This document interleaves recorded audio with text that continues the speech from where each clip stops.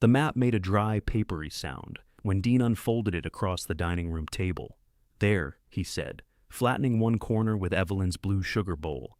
"That's a full acre, give or take until it's surveyed." June looked where his finger rested, the lowest south corner of the Mercer farm, pinched between the county road and the orchard slope. Even on the aerial photograph, it looked wet, a dark bruise under a knot of trees. Marla leaned over Dean's shoulder. "It has road frontage. It has mosquitoes," Tessa said, and then gave a small laugh she seemed to regret. Dean smiled at June. "You could raise ducks." No one else laughed, but no one told him to stop. The estate attorney cleared his throat. He was sitting in Evelyn's place, which bothered June more than it should have. Behind him, the old brass bell remained on the windowsill, where Evelyn had kept it during her last year, close enough to ring whenever she needed help getting out of bed. The attorney touched the codicil with one finger. As written, Mrs. Mercer left June 1 acre, with the location to be jointly selected by Marla and Dean. June stared at the black patch on the map. Evelyn had given her an acre. Her family had chosen the one place on the farm where nothing grew.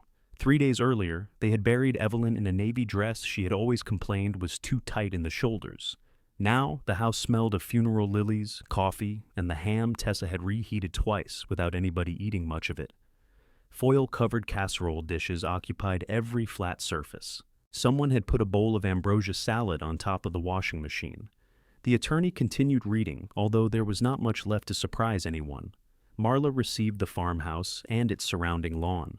Dean received the orchard, the equipment shed, and most of the working acreage. Tessa received the savings account, Evelyn's jewelry, and several pieces of furniture identified in a handwritten list. June received 1 acre. The codicil had been added 6 months before Evelyn's death. That date lodged under June's ribs. 6 months ago, Evelyn had still been sitting at the kitchen table, most mornings, wrapped in her red cardigan and issuing opinions about toast. She had been lucid enough to complain that June sliced bananas too thick, lucid enough to tell Marla that daytime television was designed to punish the sick, lucid enough, apparently, to arrange this. "Did she say why?" June asked. The attorney looked relieved to have a question he could answer carefully. "The codicil states that she wished you to have a piece of the farm in your own name." "That's not what she asked," Tessa said. June turned toward her. Tessa sat with both hands around a coffee mug she had not drunk from. She was 31, 5 years older than June, and had dressed for the meeting as if the will might include a job interview. Black slacks, cream blouse, small gold hoops. Her dark hair was pinned smoothly at the back of her neck. June was still wearing the black sweater she had slept in. Tessa looked at the attorney. She asked if Grandma explained why that acre, or why she let them pick it. Marla's mouth tightened. "Nobody is doing anything underhanded." "I didn't say you were. You didn't have to." Dean tapped the map. "This is the cleanest division. The north side is tied into the orchard. The west pasture needs access through the equipment road. Down here, June gets county frontage and doesn't interfere with farm operations." He said farm operations as though he had been running them every morning before dawn. In truth, Dean sold commercial roofing and visited the orchard on Saturdays wearing expensive work boots. He could talk for 20 minutes about pecan varieties, but Evelyn had once forbidden him from pruning because he cut everything like it owed him money. June almost heard her grandmother say it. "Dean, put down that saw before you turn my trees into hat racks." The memory rose so clearly that June looked toward the kitchen. Nothing moved there, no walker bumping the doorframe, no impatient voice calling out that people were talking around a decision because they lacked the courage to make it. Marla followed June's glance. For half a second, her face softened. Then she squared the stack of papers in front of her. "The low parcel is the only sensible one," she said. "You wouldn't want the responsibility of the orchard." "I didn't ask for the orchard." "No, but we have to consider what you can realistically maintain." There it was. Not cruelty exactly.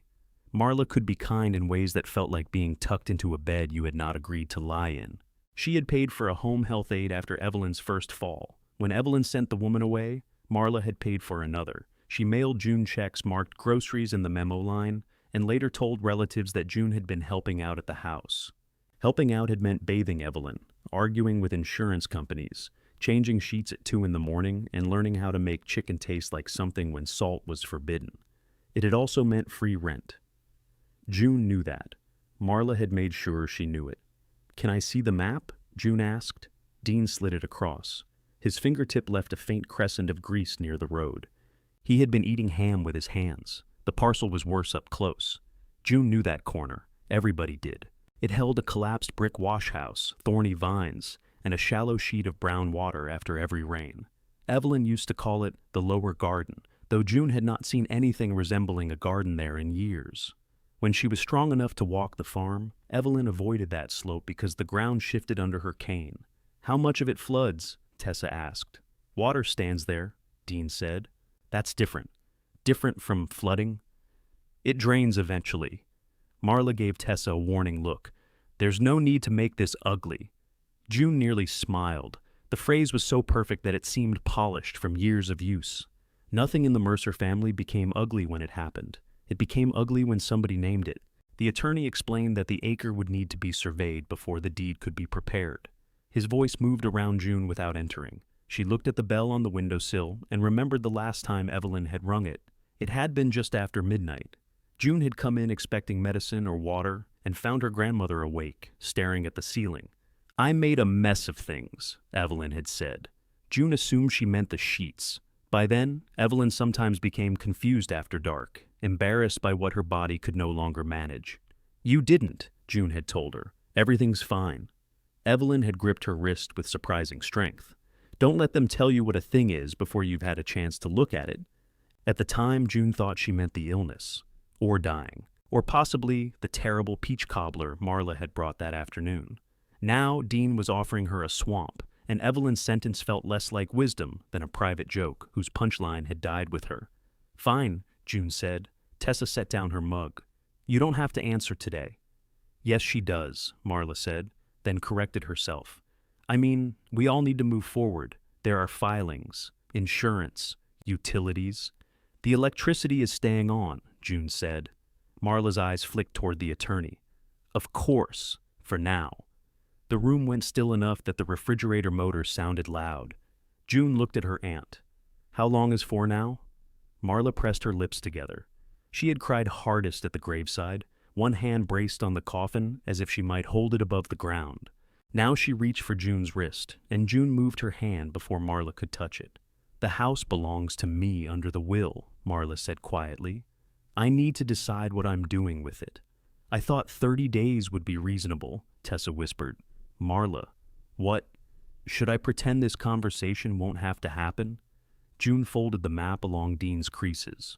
Once, twice, then again until the black patch disappeared inside it. 30 days, she said. Dean leaned back, relieved. "That's plenty of time to find an apartment." "Sure. You've got steady work. At a grocery store bakery. Work is work." June looked at him. "That's almost nice." To his credit, Dean flushed. The attorney began gathering papers. Chairs scraped. Marla carried untouched cups to the sink, because cleaning was how she ended conversations she did not want resumed. Dean cut himself another piece of ham. Tessa followed June into the hallway. "Don't sign anything else," she said. June stopped beside the framed photographs on the wall. Evelyn at a church picnic. Evelyn beside a wheelbarrow of squash. Evelyn and the four of them on the farmhouse porch, everyone sunburned and squinting. "You laughed," June said. "What?" "When he said ducks." Tessa's face changed. "I know. It wasn't even funny. I know that too." June waited, but Tessa's apologies had always arrived dressed as explanations. "I was uncomfortable," Tessa said. Dean does that when everybody's uncomfortable. And then everybody else gets to be comfortable because the joke lands on one person. "That isn't what I wanted." "No, you wanted the room to settle down." Tessa crossed her arms. "You think I'm against you because I didn't move in here and do what you did. I didn't say that. You don't have to."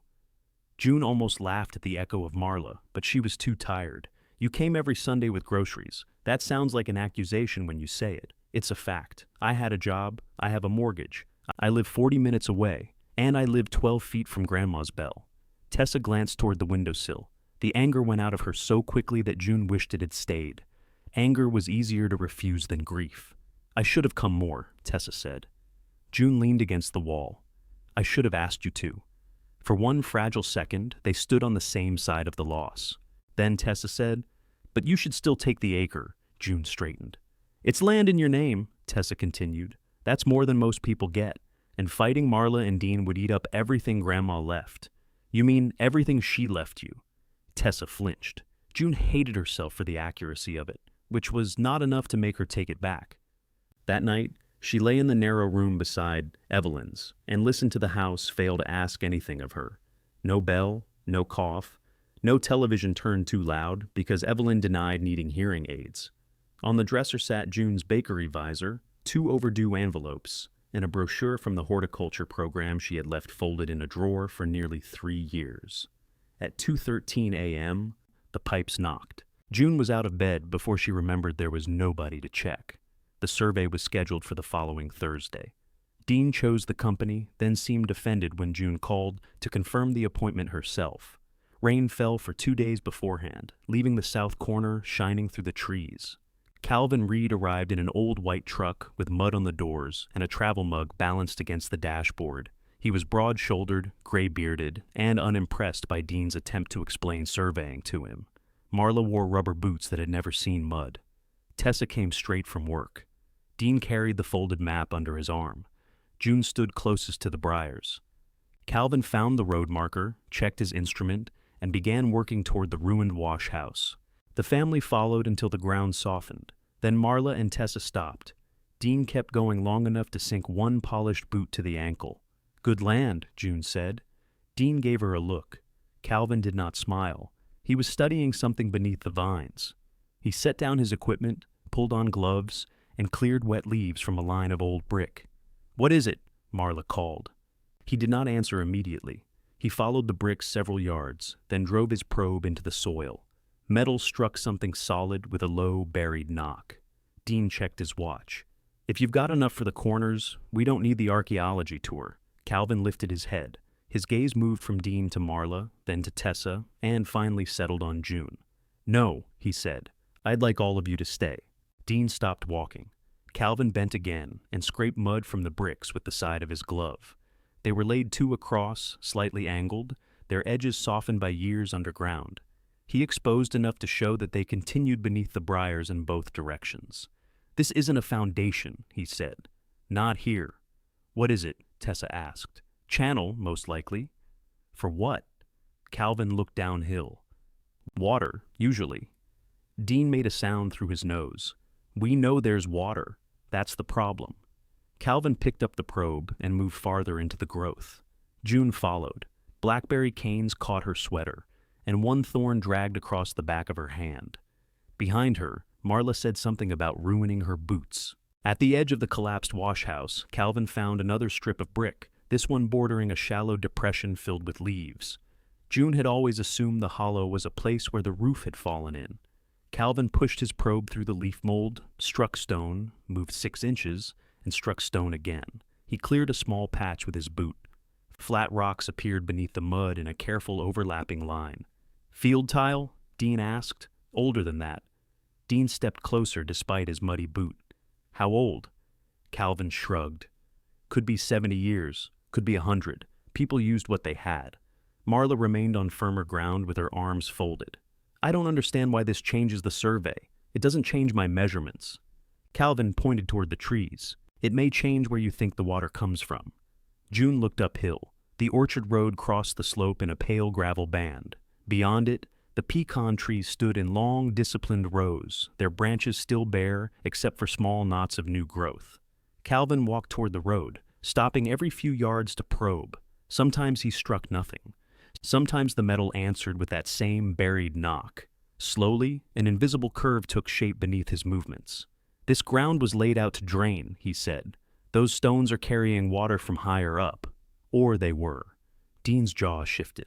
"The orchard has modern drainage. Parts of it might." "I paid to have trenches cut." Calvin examined the road. "When was this widened?" 4 years ago. "With a compacted base?" "It's a road, so yes." Calvin crouched beside the downhill shoulder. Rain had carved a shallow gully through the gravel, carrying gray silt into the briars. He pressed the probe horizontally into the bank and hit resistance. "There's probably an old outlet under here," he said. "You may have pinched it off." Dean laughed once too loudly. "You're getting all that from poking a stick in mud? It's a very expensive stick." Tessa covered a smile with her hand. Calvin stood. I'm telling you what the surface indicates. If you want to know exactly what's under the road, you dig. But this lower piece didn't turn wet by accident. Somebody built channels to collect runoff and move it through. Move it where? June asked. He pointed toward the ruined wash house. Down there first, by the looks of it. Marla frowned. Why would anyone move water toward a garden? The word hung there. June glanced at her. You remember it was a garden. I remember Mother calling it that. She didn't just call it that. Marla's expression sharpened. I was raised here, June. I know. Do you? It was a strange question, and June could not tell which of them it accused. Calvin spared them from answering by returning to his instrument.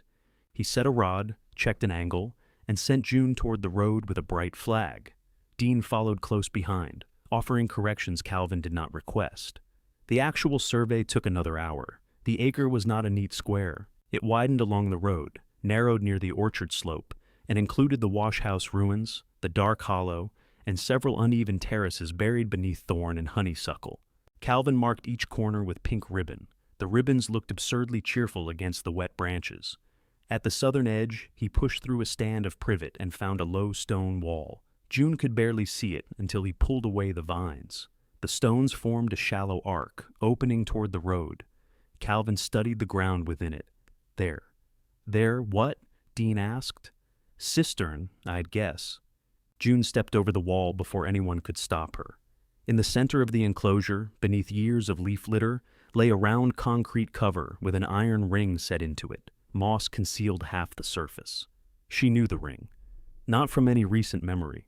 It belonged to flashes that had never seemed connected. Evelyn's hand stained green from tomato vines. A metal bucket ringing against stone, sunlight trembling on water. June remembered standing beside that wall while Evelyn washed dirt from carrots. She could not place how long ago it had been, long enough that Evelyn had still moved without a cane. June knelt and cleared moss with her fingertips. Don't open that, Calvin said. Not until somebody checks the structure. I wasn't going to. Dean leaned over the wall. Could be a septic tank. It isn't, Marla said. Everyone looked at her. She stared at the cover. It's the spring cistern. Daddy put that lid on after a goat fell in. Tessa blinked. A goat?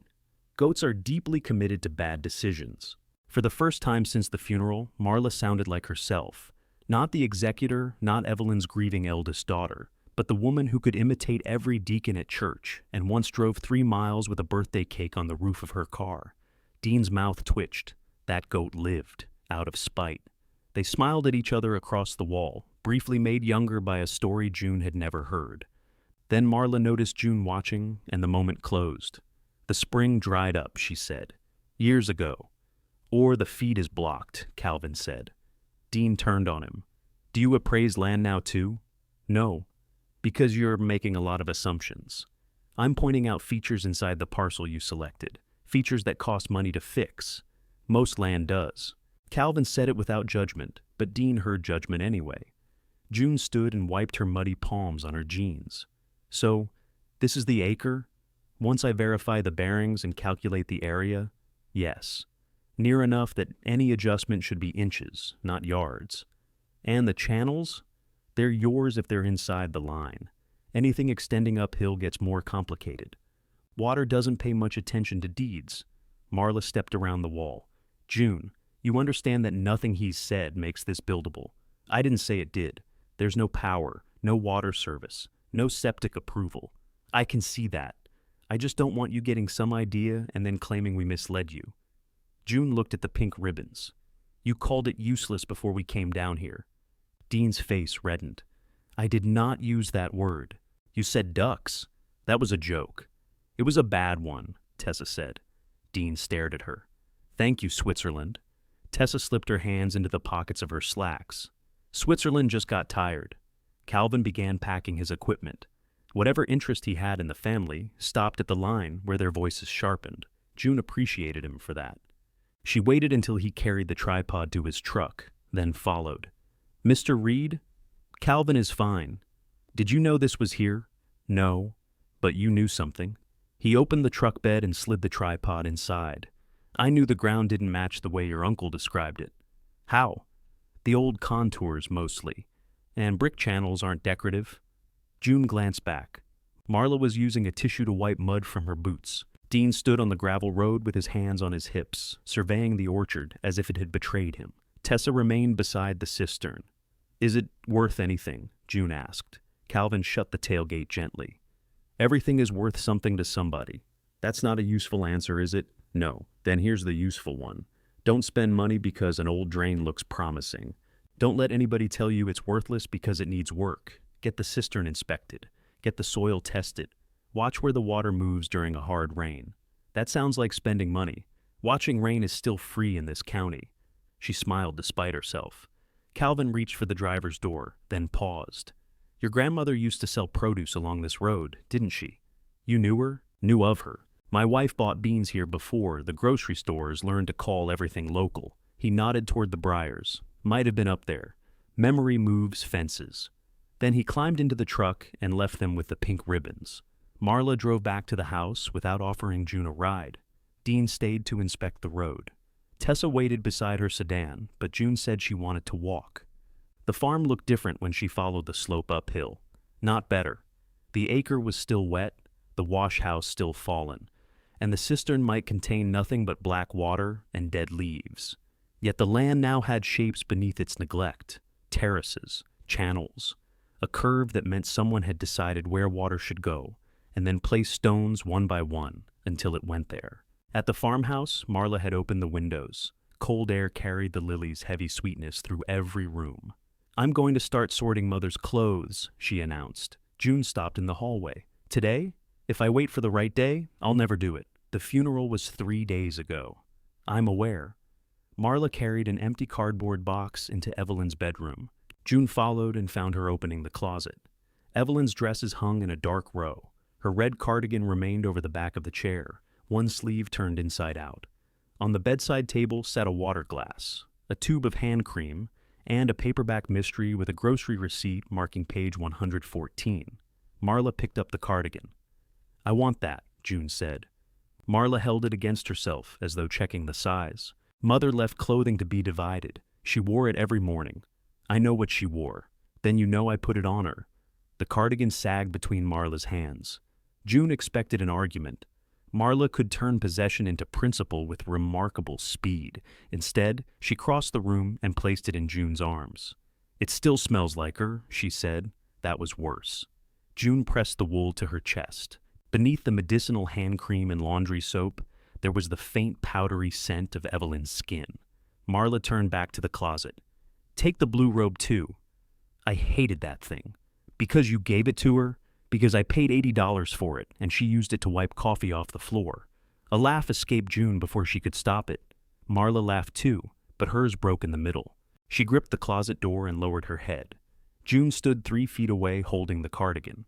She could have crossed the room. She could have put a hand on Marla's back. Instead, she waited. After a moment, Marla inhaled, lifted her chin, and reached for another dress. "The 30 days still stands," she said. "I figured. I'm not trying to throw you into the street, just off the property." Marla folded the dress with unnecessary care. "The acre is property." June looked down at the cardigan. On the cuff, caught in the wool, was a tiny dried leaf. She picked it free and rolled it between her fingers. It smelled sharp and green when it broke. "Then I guess I'd better see what grows there," she said. Marla's hand stopped over the next dress. "That isn't what I meant." "I know." June carried the cardigan to her room before Marla could explain what she had meant. Explanations were dangerous in that house. They took sharp things and wrapped them in enough soft language that the person who got cut looked unreasonable for bleeding. She laid the cardigan on the bed, removed the horticulture brochure from the dresser drawer, and set it beside the wool. The cover showed 2 hands cupping dark soil around a lettuce plant. June had once considered the picture honest. Now she noticed that the fingernails were perfectly clean. Her phone buzzed. A message from Dean appeared in the family group chat. "Surveyor thinks old drainage may cross Orchard Road. Nobody disturb anything until deeds finalized." A second message followed. "This includes digging." June typed, "Does pulling weeds require written permission?" She stared at the question, deleted it, and slipped the phone into her pocket. At the bakery the next morning, she spent 4 hours piping yellow frosting flowers onto sheet cakes. The irony was so obvious it became irritating. By 8, Her hands smelled like buttercream, and the muscles between her shoulders had tightened into a single hard knot. Her manager, Lorna, found her checking apartment listings beside the industrial mixer. "You're either moving or having an affair," Lorna said. "Nobody looks that worried over normal texts. I'm moving." "Ah, more expensive than an affair." Lorna was 54, narrow as a broom handle, and believed sympathy worked best when disguised as sarcasm. She took June's phone without asking and scrolled. "You can't afford this one. I know. This one says cozy. Cozy means the toilet touches the stove. It has utilities included. So does prison." June took the phone back. "My aunt gave me 30 days. Lorna's face changed, but only slightly. She had attended Evelyn's visitation in her flour-dusted work shoes and stood beside the casket for less than a minute. "What about the land? You heard about that? Your uncle ordered a retirement cake last year. He talks. He isn't retired. He still talked for 40 minutes. June checked the oven timer, though it had 6 minutes left. "There's no house on the Acre. Put one there." "With what money?" Lorna glanced around the bakery. "Not what we pay you." That could have hurt if it had come from anyone else. From Lorna, it was an acknowledgement of fact. "Sell it," she said. "I've thought about it. Think faster. Land sounds impressive right up until it needs taxes and a mower." By lunch, Lorna had written the number of her cousin's real estate agent on a piece of cake label paper. June called from her car and described the acre while trying not to make it sound like something she had won in a radio contest. The agent, a man named Barry, asked about sewer access, water service, zoning, frontage, and the survey. His enthusiasm diminished with each answer. "Road frontage is good," he said finally. "That's what everybody keeps saying. But an acre can be tricky in the county. If it won't pass a perk test, you may be looking at recreational use." Recreation in the mud? People have different hobbies. He agreed to visit once the deed was recorded. His voice had the same careful brightness the attorney used when explaining bad news. June stopped at the south parcel after work. The rain had ended, but water still shone between the thorn canes. Calvin's pink ribbons moved in the breeze. She stayed outside them, obedient to Dean's message, and watched a thin brown trickle slide beneath the orchard road before disappearing under a mat of leaves. Nothing about the acre asked to be loved. That almost made it easier. The farmhouse did. Every drawer June packed offered some small ambush. Evelyn's rubber bands wound into a ball. A takeout menu with her notes beside 3 dishes. Too salty, bland, never again. 2 peppermint candies fused together in the pocket of a winter coat. Tessa came Saturday with storage bins and a roll of labels. She wore jeans, an old college sweatshirt, and the expression of somebody prepared to be useful, but not necessarily welcome. "I brought coffee," she said. "Bribery? Preventive medicine." She handed June a cup and carried the bins upstairs without waiting to be invited. They packed quietly for nearly an hour. June owned less than either of them expected. Clothes, books, a lamp, a set of kitchen knives, the narrow desk Evelyn had let her move into the bedroom. Most of the room belonged to the years June had spent in it, and years did not fit into bins. Tessa held up the horticulture brochure. "You kept this? It made a good coaster. There are no rings on it. I'm a careful drinker." Tessa opened it. "They still offer the program." June took the brochure from her. "I need an apartment before I need tuition. I could help." "With which?" "Either." The answer landed badly because Tessa meant it. June put the brochure into a bin marked paperwork. "You got Grandma's money 4 days ago. I had money 4 days ago, too. Then why didn't you offer when I was buying her prescriptions? I thought Marla was reimbursing you." "She reimbursed the big ones." Tessa sat on the edge of the bed. "Why didn't you tell me?" "Because every time I mentioned money, you reminded me I wasn't paying rent. I said that once. You said it once to me." The rest of the sentence did not need speaking. Tessa looked toward the open door, as if family gossip might still be hovering in the hallway. "I was worried about you," she said. "You stopped classes, cut your hours, and kept saying it was temporary. Then a year passed, then another. Grandma got worse. You got smaller." June folded a sweater and pressed it flat. "That's a lovely thing to say. I didn't mean unimportant. You rarely mean the thing that comes out, and you always mean exactly enough to punish somebody." The words struck cleanly. June looked up. Tessa's eyes filled, which annoyed June because tears made every argument seem decided. "I'm sorry," Tessa said. "That was cruel. It was also pretty good." A startled laugh escaped her sister. June laughed too, once against her will. Tessa wiped beneath her eye. Can we please be bad at this without acting like only one of us is bad at it? June handed her a stack of books. Put these in the bin. That isn't an answer. It's what I've got. They worked until the room echoed. Before leaving, Tessa placed an envelope on the desk.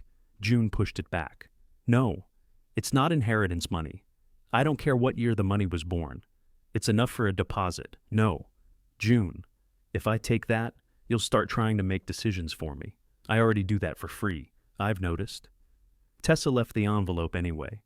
June found it after her sedan pulled away and drove it to Tessa's house that evening. She did not go inside. She slid it under the front door and texted, I love you. Stop it.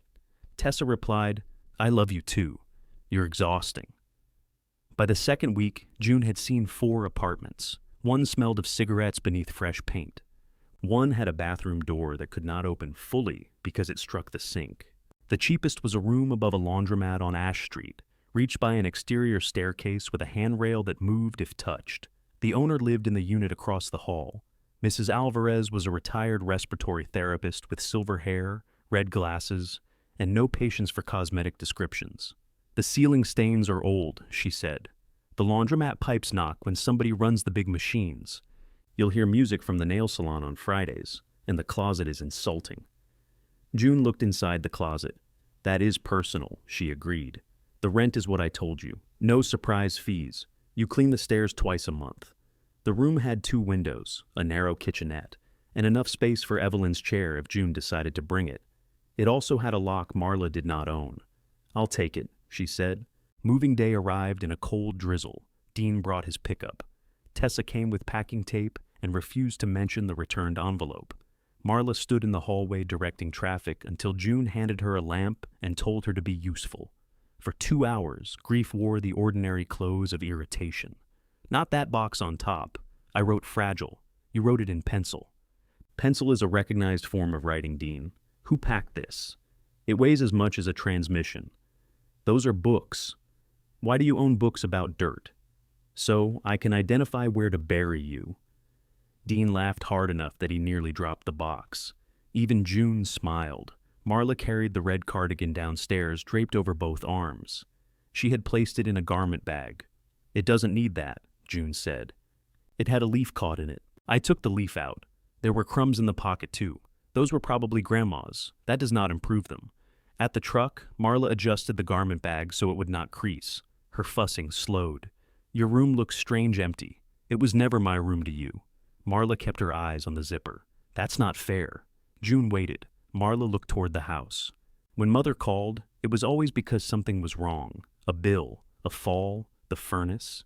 You were here, so she got to call me with problems already softened around the edges. You think I made it look easy? I think I let myself believe it was. The admission was quiet enough that June could have pretended not to hear. Marla handed over the cardigan. I still need the key. June took it from her ring. The brass was warm from her hand.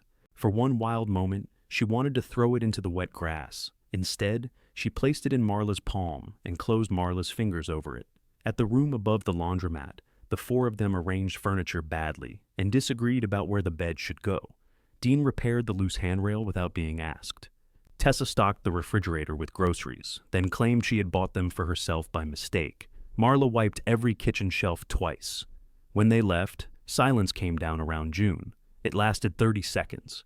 Below her, a washer entered its spin cycle with the roar of a small aircraft. The pipe struck 3 times inside the wall. June sat on Evelyn's chair and laughed until the laugh became something else. She pressed the red cardigan to her face and stayed there until the room grew dark. The deed arrived 5 days later. June read her name twice, then drove to the Acre with a pair of work gloves and pruning shears. Dean's warning about digging did not mention cutting. She started at the roadside, where blackberry canes had swallowed the old stone curve. One branch resisted so fiercely that when it finally snapped, June fell backward into the mud. She lay there, staring at the pale sky. Then she got up and cut another. The second cane came free with a shower of dead leaves and one offended spider. June kept going. She worked until the light thinned and the traffic on the county road became a pair of white headlights every few minutes. The briars had rooted through everything. They climbed the stone wall, nodded around pieces of the wash house roof, and reached into the branches of two trees she had assumed were dead. By the time she stopped, her gloves were torn, and a shallow opening had appeared near the roadside. It was not a path. It was the suggestion that a path might once have existed. June took a picture anyway. Back in her room, she ate cereal from a mixing bowl because the actual bowls were still packed. The photograph looked less impressive on her phone. A person who did not know the land would see a dark hole in a mass of thorns. June could see the stones. She sent it to Tessa. "Look what inherited property does to gloves." Tessa replied with a link to heavy-duty work gloves and the words, "Do not get tetanus." June bought the gloves. She did not tell Tessa. The next afternoon, Barry the real estate agent met her at the Acre and Loafers. He stood beside his silver SUV and regarded the mud as a personal breach of contract.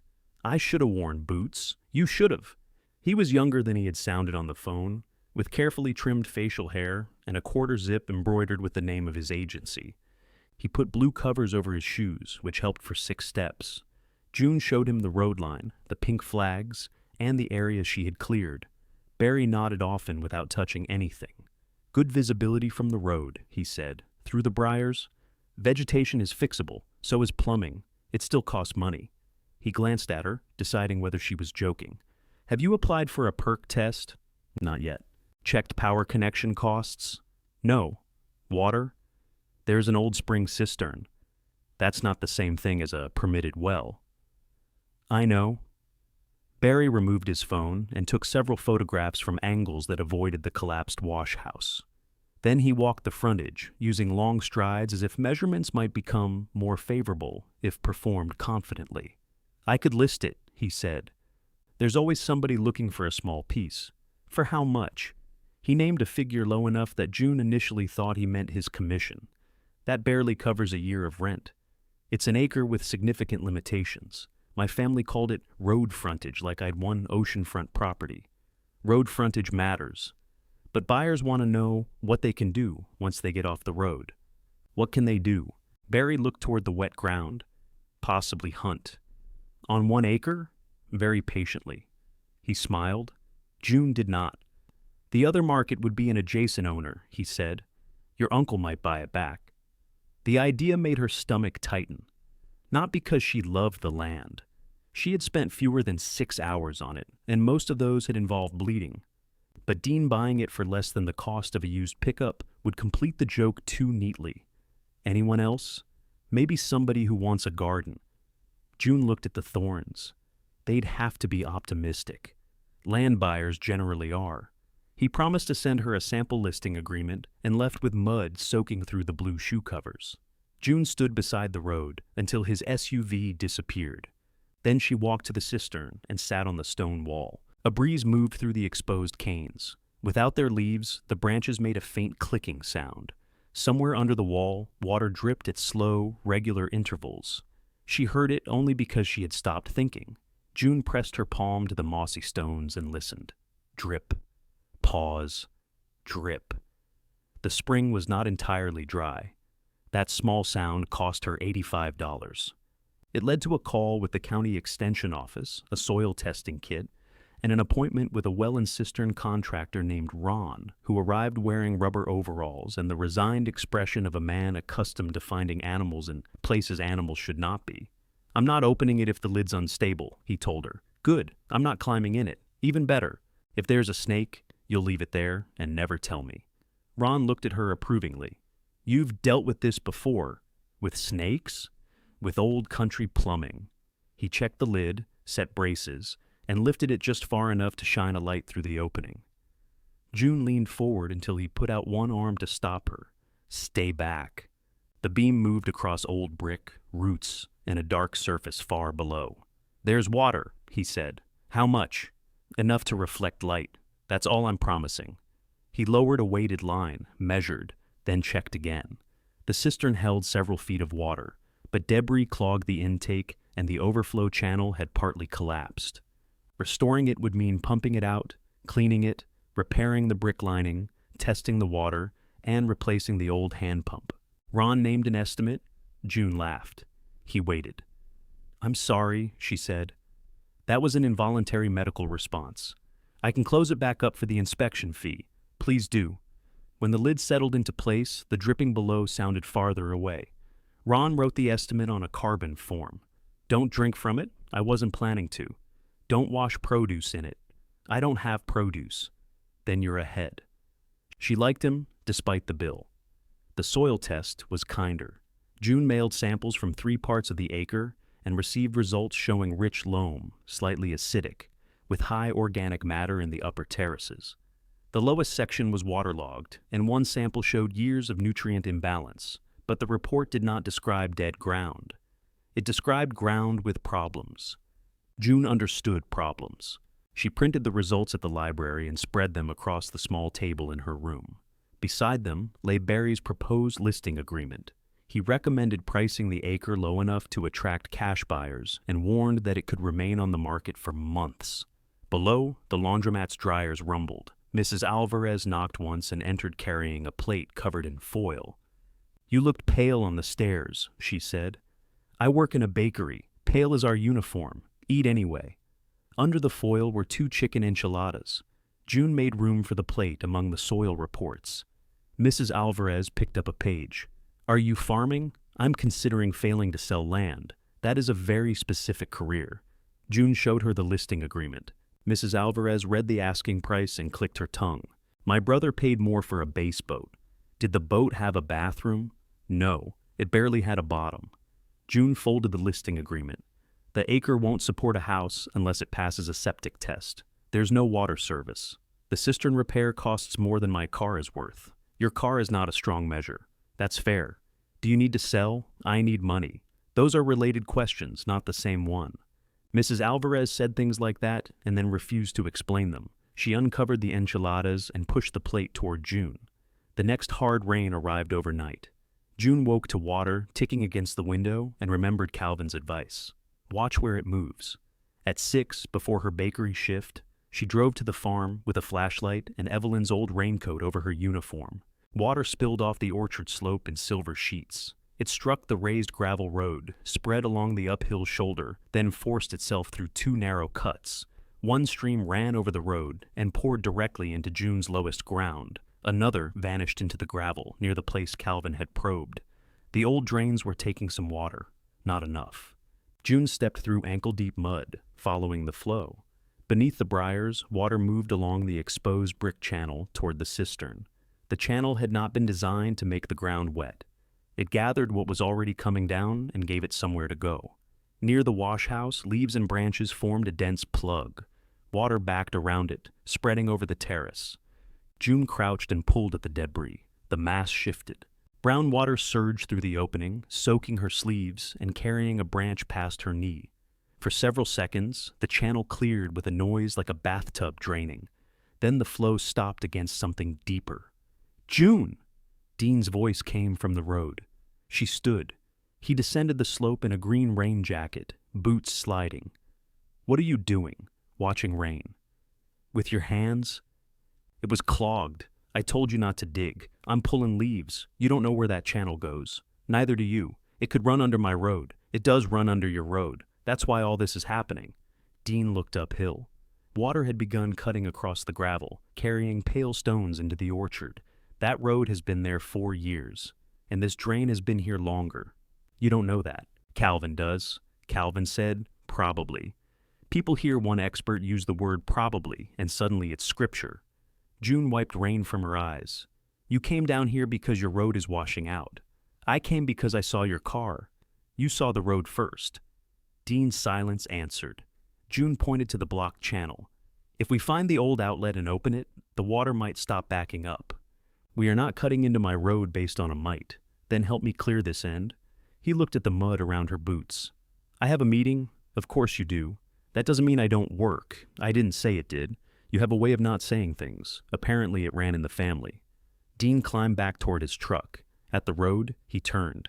"That low ground flooded before I widened anything. Then why are you afraid to look under the gravel?" He left without answering. June arrived at the bakery 20 minutes late, wet beneath the raincoat and muddy to her knees. Lorna stared at her across a rack of cooling bread. "You look like somebody baptized you against your will. Drainage issue." Those are words, but they don't explain you. June changed in the restroom and worked the rest of the shift in spare pants from her car.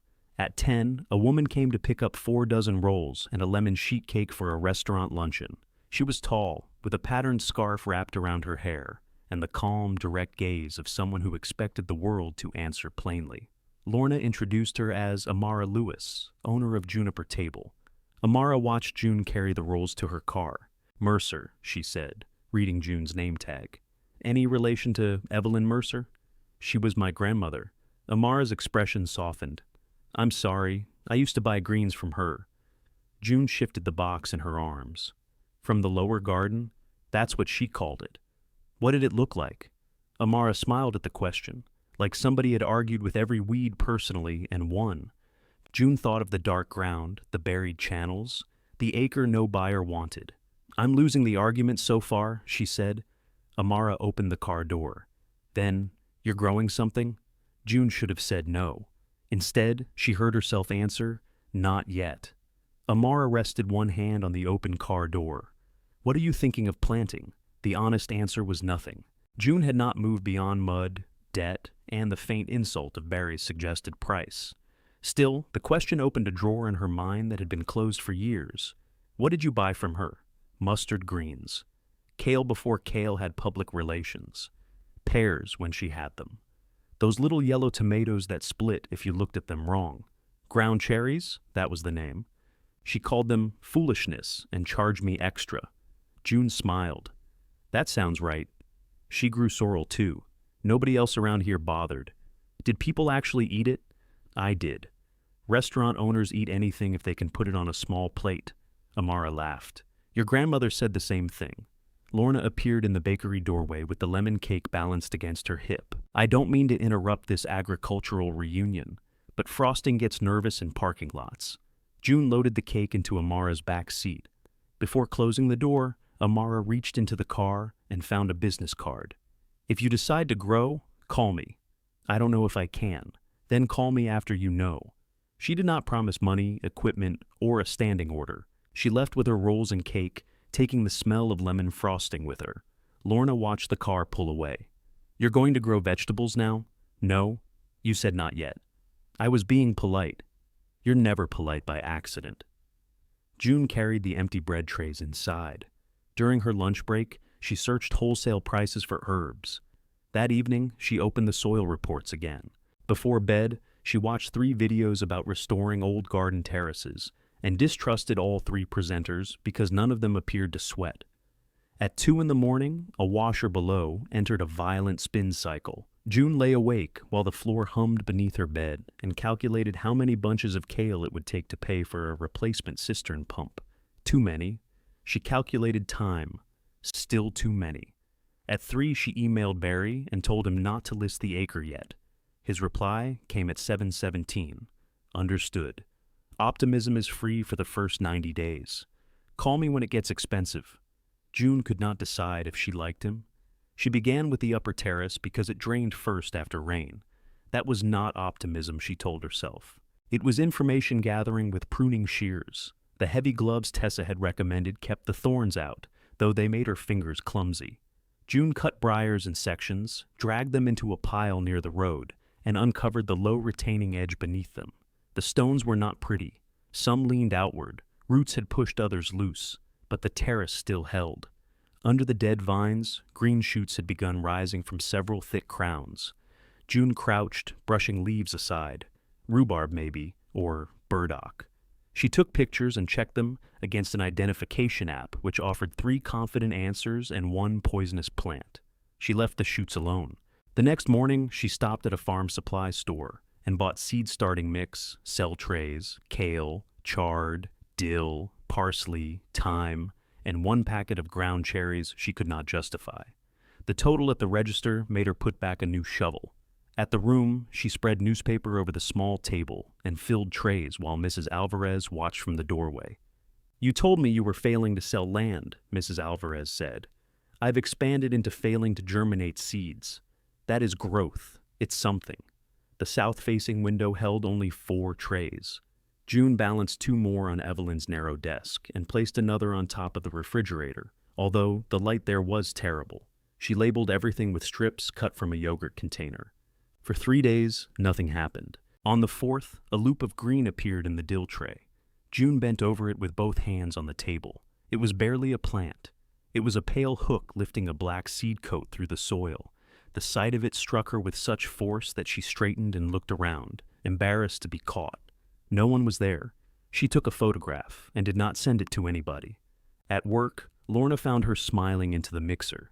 "This is unsettling," she said. "My dill came up. That sounds medical."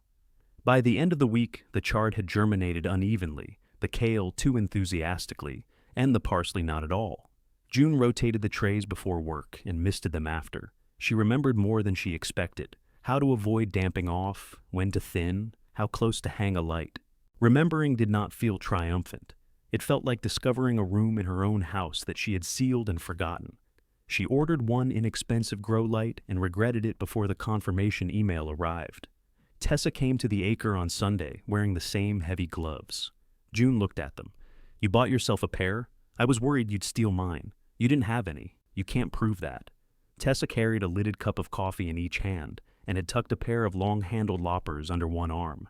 June accepted the coffee, but not the premise. "You don't have to help." "I know." "Marla sent you?" "No." "Dean?" "Dean said I should talk sense into you." "There it is. I told him I'd have to borrow some first." June sipped her coffee. It had cream but no sugar, exactly right. Tessa looked across the acre. The cleared opening now reached from the road to the first terrace. Wet canes lay in heaps. The wash house remained mostly hidden, but the curve of its brick foundation had emerged. "This is more than your picture showed. My picture was 3 weeks ago. You've been doing this before work? After 2. June. What? Tessa seemed about to say smaller again. Instead, she lifted the loppers. "Where do I start?" They worked side by side without talking much. Tessa attacked each cane as though it had insulted her blouse. She was faster than June and less careful. Twice, June made her stop before cutting a young tree. "That one's in the way. It might be a pear. It might be a stick. The buds are alive. So are the thorns. You hate those. I understand the thorns' purpose." Tessa gave her a sideways look. "Of course you do." Near noon, they uncovered 2 twisted shrubs trained low against the remains of a wire support. Their branches looked dead, but the bark beneath June's thumbnail was green. "Quince," she said. "You sound sure. Grandma used to make quince paste. Grandma used to make everything into paste if it held still." June followed one branch to the trunk. The plant had suckered badly, sending thin shoots in every direction, but the original wood remained solid. Tessa sat on a stone and opened the lunch she had brought: sandwiches, chips, and 2 apples.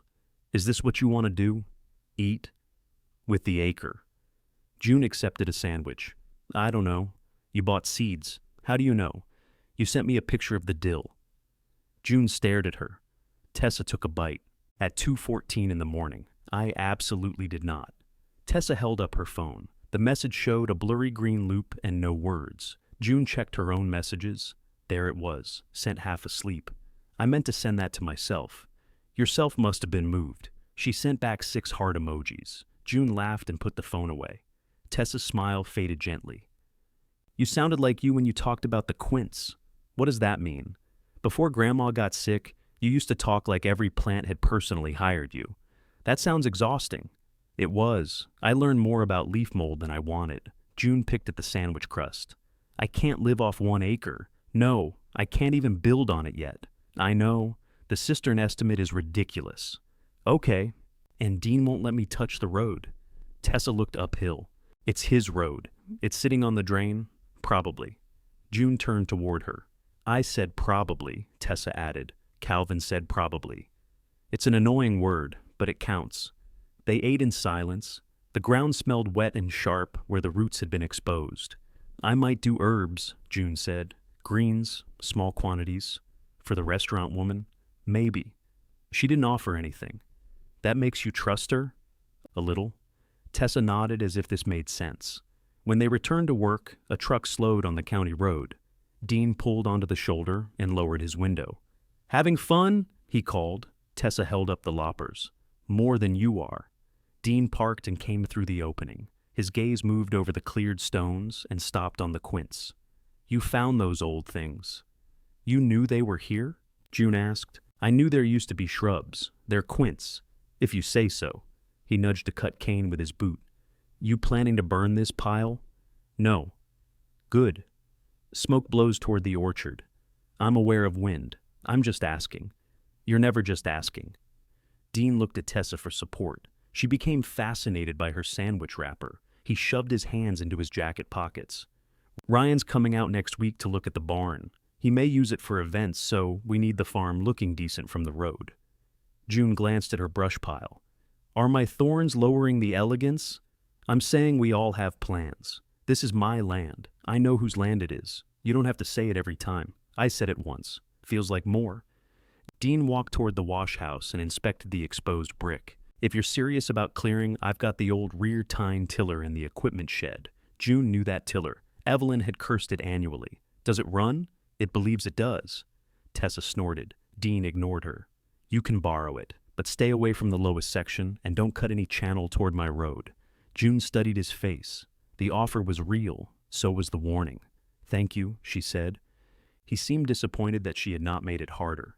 The following evening, Dean left the tiller at the Acre with a full tank.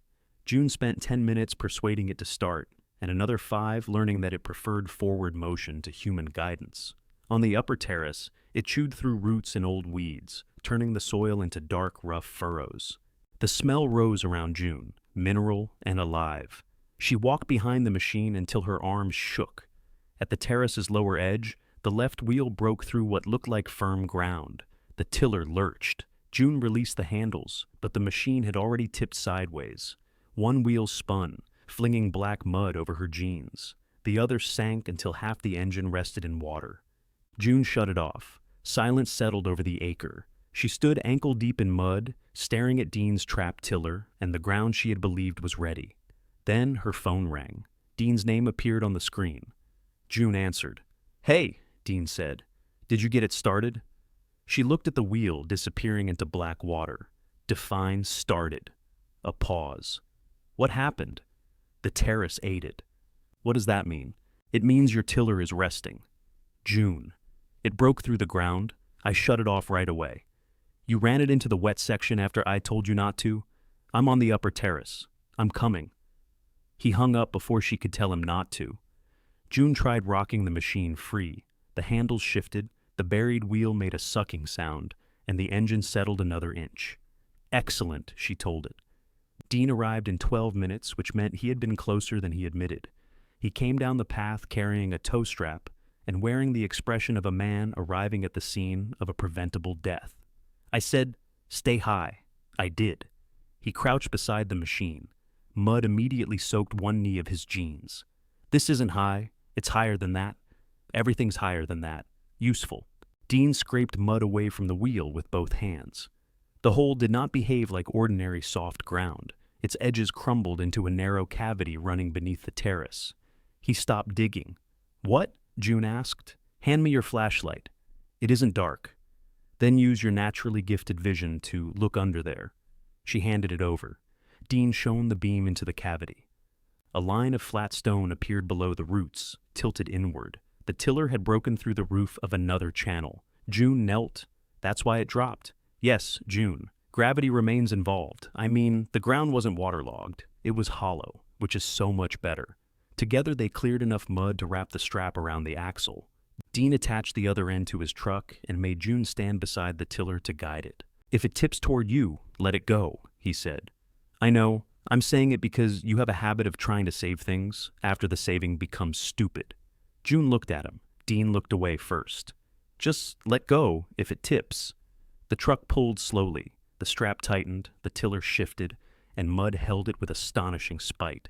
Dean backed off, repositioned, then tried again. On the third pull, the wheel came free with a wet pop. The machine rolled onto solid ground and fell sideways. June shut her eyes. Dean got out of the truck. Fuel valves off? Yes. He set the tiller upright and checked the engine. Mud filled the wheel housing and coated the air intake. One tine had bent against the stones. How bad? June asked. I won't know until I clean it. I'll pay for it. With what? The question came too quickly. June's shoulders tightened. Money, Dean? The medium of exchange. I didn't mean it like that. You usually don't. He exhaled and wiped his hands on his jeans, making them worse. This thing was old when dinosaurs planted corn. I'm not billing you. I said I'll pay. And I said I'm not billing you. That doesn't make it generosity if you mention the debt for 10 years. His face hardened. You think every favor comes with a hook. In this family, Grandma let you live in her house. I took care of her. See? You can't let one thing be given without putting your labor on the other side. June stared at him. You all put my rent there first. Dean opened his mouth, then closed it. Water moved faintly in the broken channel beneath them. He crouched and examined the stones again. This needs to be capped before someone steps through. I can reset them. You don't know how? I can learn. Not from a video. No, those people never sweat. Dean gave her a baffled look. Never mind.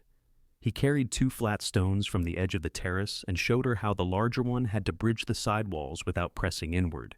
He knew more than June expected. When she asked where he learned, he said their grandfather had made him repair a section near the orchard after he drove a tractor over it. You broke one too. I was 17. You had fewer years of experience. I had hair. They reset the stones, packed soil around the edges, and marked the weak section with 2 stakes. Dean worked without hurrying. Mud dried in lines on his forearms. Grandma used to run these channels every spring, he said. She'd send water through and walk the whole length. Why did she stop? Her knees. Then Dad died, and nobody knew which pieces connected. You knew this one was here. I knew there were drains. I didn't know there were this many. June looked uphill at the road. Dean followed her gaze. Don't start. I didn't say anything. You were about to. Probably. He almost smiled. The tiller needed a new filter, a belt, and 1 replacement tine. Dean bought the parts before June could, then left the receipt on the machine when he returned it. She found him at the equipment shed. You said you weren't billing me. I'm not. That's what it cost, so you stop imagining I bought you a tractor. June looked at the total. It was less than she had feared and more than she could comfortably lose. She paid him in 2 installments. He complained about that too. Without the tiller, June shaped the first beds by hand. She kept them narrow and high, incorporating compost she bought by the bag because she had not yet produced enough of her own. The expense of each bed offended her. Soil was beneath her feet in every direction, yet the useful version came sealed in plastic and cost $9. The seedlings outgrew her room. Their leaves brushed the window. Mrs. Alvarez helped her carry the trays downstairs each morning to harden them on the laundromat's sunny back step. You have tenants now, Mrs. Alvarez said. They pay less than you. They're quieter. They drink constantly. June moved the parsley into better light. Only 7 cells had germinated. Some of them are freeloaders. Amara returned to the bakery for sourdough rolls. June waited until Lorna went into the freezer before speaking. If I had baby kale, chard, dill, and thyme in about 6 weeks, what would you actually buy? Amara did not answer right away. How much are you planting? Not enough to make you nervous. Good. New growers get excited and offer me 50 pounds of something nobody orders. 8 short beds, maybe 10 if the ground dries. Bring me 2 pounds of mixed greens twice a week, 6 bunches of dill, 4 thyme. June did the math in her head. That's not much, she said. No. It's enough for you to learn whether you can deliver on Tuesday when it rains Monday. What about price? Amara named one, and June tried not to react. It was better than wholesale, worse than the number she had invented at 2 in the morning. I can do that. Don't say it fast. I can do it slowly. Can you wash and cool the greens? Not at the Acre yet? Then solve that before you promise me anything. June thought of the broken cistern and her kitchenette sink. I'll solve it. Amara took out her card again, then saw recognition on June's face. You still have the first one?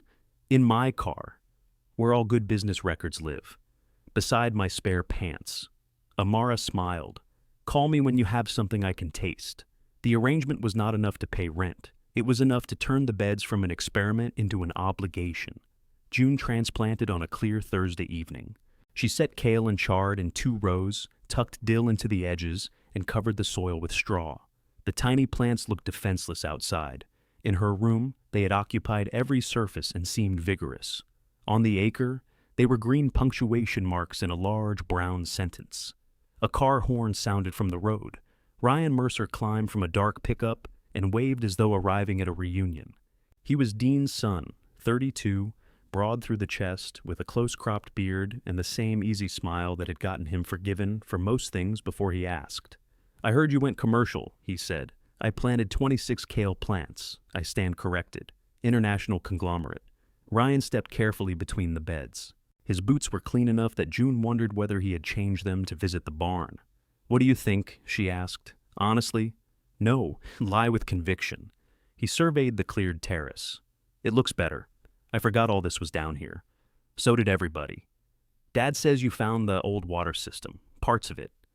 He also says you nearly murdered his tiller. The tiller made a full recovery." Ryan crouched beside the chard. "I'm looking at the barn for events, small weddings, company dinners, that kind of thing," Dean mentioned. "I'd lease it from him, put in lighting, clean up the loft, maybe restore the big doors. People pay ridiculous money to eat dinner near farm equipment. I eat lunch near an industrial mixer for free. You're missing a revenue opportunity." His humor was affectionate, but his eyes kept moving toward the brush piles near the road. "You want me to move those?" June said, eventually. "The turn-off sightline matters. They're on my acre. I know. I'm not telling you what to do. You drove here to admire kale?" Ryan stood. "I drove here to see what you were doing before I drew plans that ignored it." That surprised her enough to quiet the answer she had prepared. "I thought maybe your produce stand could work with events," he continued. "Local flowers, herbs, whatever. Makes the whole place feel intentional. My mud improves your branding. Your mud is very authentic." June looked toward the barn, barely visible uphill through the pecan rows. Ryan's idea sounded polished, expensive, and dangerously dependent on other people believing old wood was romantic. "You'll need drainage," she said. "For the barn, for parking." Ryan followed the slope with his eyes. "I'll talk to Dad. Good luck." He left before dark, promising nothing and insulting the kale only once more. The forecast that night called for temperatures in the upper 30s. At 11, it changed. June saw the freeze warning while brushing her teeth. She drove to the acre in pajama pants under Evelyn's raincoat and covered the beds with old sheets, bakery boxes, and every clean towel she owned. By dawn, frost silvered the orchard. The kale beneath the boxes survived. The dill at the exposed edges collapsed. Half the charred leaves turned translucent and dark. June crouched beside the beds as sunlight reached them, watching the damage reveal itself cell by cell. Her phone buzzed with a message from Amara. 6 weeks from today. "Tell me if Tuesday delivery is realistic." June looked at the flattened dill, the towels frozen stiff, and the bare beds she had not yet planted. Then she typed, "Ask me again in 4. Amara sent back a thumbs up. June disliked the little yellow hand. It seemed far too cheerful for a woman who had just been offered uncertainty as a delivery schedule. She tucked the phone into her pocket and lifted one of the boxes. Beneath it, the surviving kale stood stiff with cold but upright. She removed the wet cardboard, checked each plant, and pinched away the worst leaves. The chard looked tragic, though several centers remained green. The dill was finished. "Fine," she told the bed. "Nobody asked you to be brave." She stopped at the farm supply store before work and bought another packet. The next 4 weeks narrowed into a routine that left little room for doubt because doubt took time. June opened the bakery at 5, left at 1:30, ate in her car, and reached the acre by 2. She replanted dill, sowed a second bed of kale directly into the soil, and built 2 low tunnels from bent conduit and row cover she could not afford. Every purchase went into a notebook. Every time she totaled the column, she felt mildly ill. The surviving plants thickened. The quince opened pale blossoms along branches that had looked dead. New grass appeared between the stones where June had cleared the upper path. Water still stood in the lowest ground, but the raised beds drained after ordinary rain. Her room changed too. Seed trays occupied the desk, the windows, and a folding shelf. Mrs. Alvarez found beside the laundromat dumpster. "I cleaned it," Mrs. Alvarez said. June ran a finger through the rust. "With what?" "Disapproval." She kept succession plantings under the grow light, moving older seedlings to the back steps each morning. The laundromat customers began asking what she grew. Mrs. Alvarez answered for her. "Anxiety," she told one woman, in 6 varieties. Tessa came by with takeout on a Tuesday and found June weighing greens on a kitchen scale. "You own a scale now? It's for produce." That answer sounded rehearsed. June transferred kale into a metal bowl. I need to know whether I can fill Amara's order. Tessa opened cartons of rice and chicken. Can you? 2 pounds? Yes. Twice a week? Maybe. How are you washing it? In the sink. The sink where you wash dishes? I clean it. I wasn't accusing you of poisoning people. It sounded adjacent. Tessa leaned against the counter. I was asking because Grandma used to wash everything in those big galvanized tubs. The cistern water isn't safe. Use tap water. From where? I can't haul 20 gallons upstairs and back down twice a week. Tessa chewed her lip, considering. The equipment shed has a sink. Dean won't let me use it for a business. You asked? He heard the word commercial and developed a liability disorder. That does sound like him. The barn also had a cold water line, though June had not thought about it in years. Evelyn once used the sink there when the wash house pump stopped working. Ryan was cleaning the barn for his event idea, and unlike Dean, he tended to agree to requests before calculating how they might inconvenience him. June called. I need water, she said.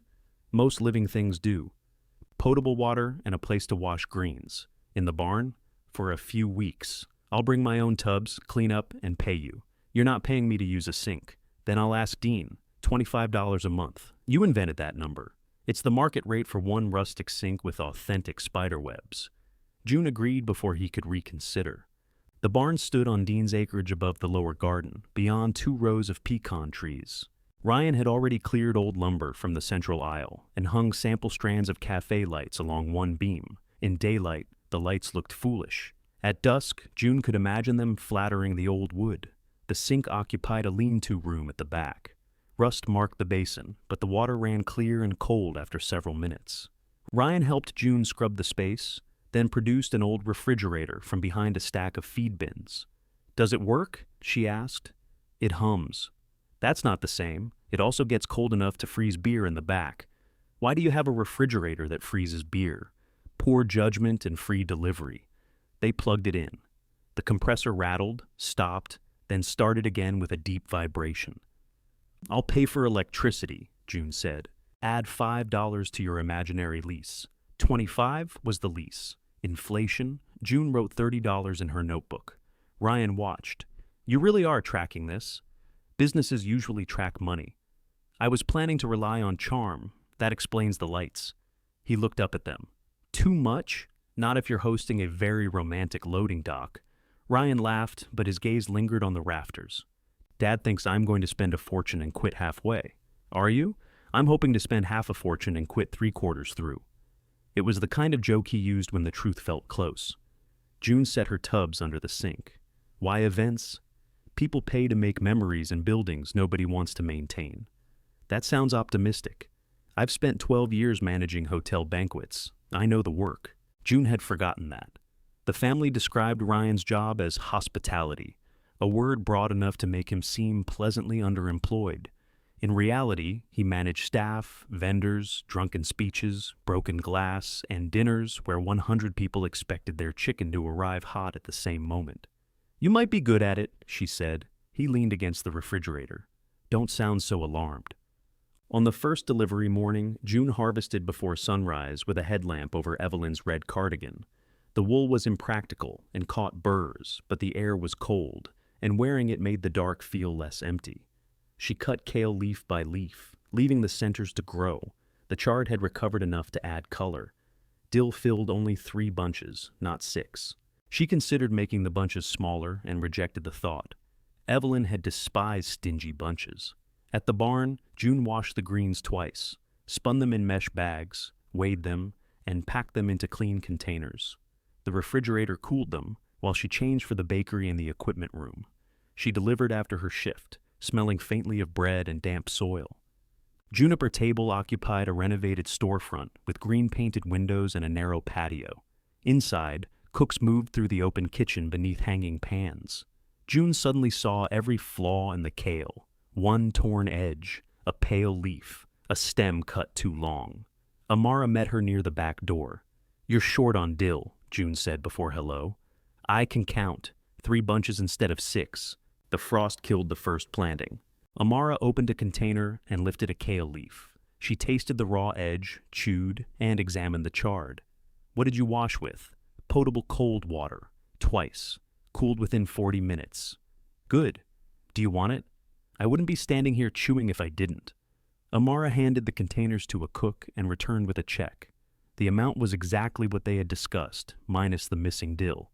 June held it by the edges. You can tell people I cried, she said, but make it sound dignified. I don't lie to customers. I'm your supplier. Then I lie even less. Amara looked at the red cardigan. A burr clung near the pocket. Evelyn wore that in the garden. She wore it everywhere. She once delivered turnips with 2 different slippers on. June smiled. She denied it. She claimed one was a gardening shoe. For a moment, Amara seemed ready to say more. Instead, she nodded toward the kitchen. If your second cutting stays this tender, I can use more next month. Don't increase yet. Consistency first. The check did not cover the row cover, the replacement dill, the tubs, the scale, or the refrigerator lease. June deposited it anyway and saved a picture of the balance. She delivered again Friday, then Tuesday. The kale grew faster after each careful cutting. The chard recovered. The second dill planting rose in a soft green line. On the 5th delivery, Amara sent out a plate holding grilled chicken over wilted greens with sorrel sauce from another farm. June ate standing beside the prep table. That's mine? She asked. The kale is. It tasted like kale. Bright, mineral, slightly bitter. Nothing miraculous. June finished every bite.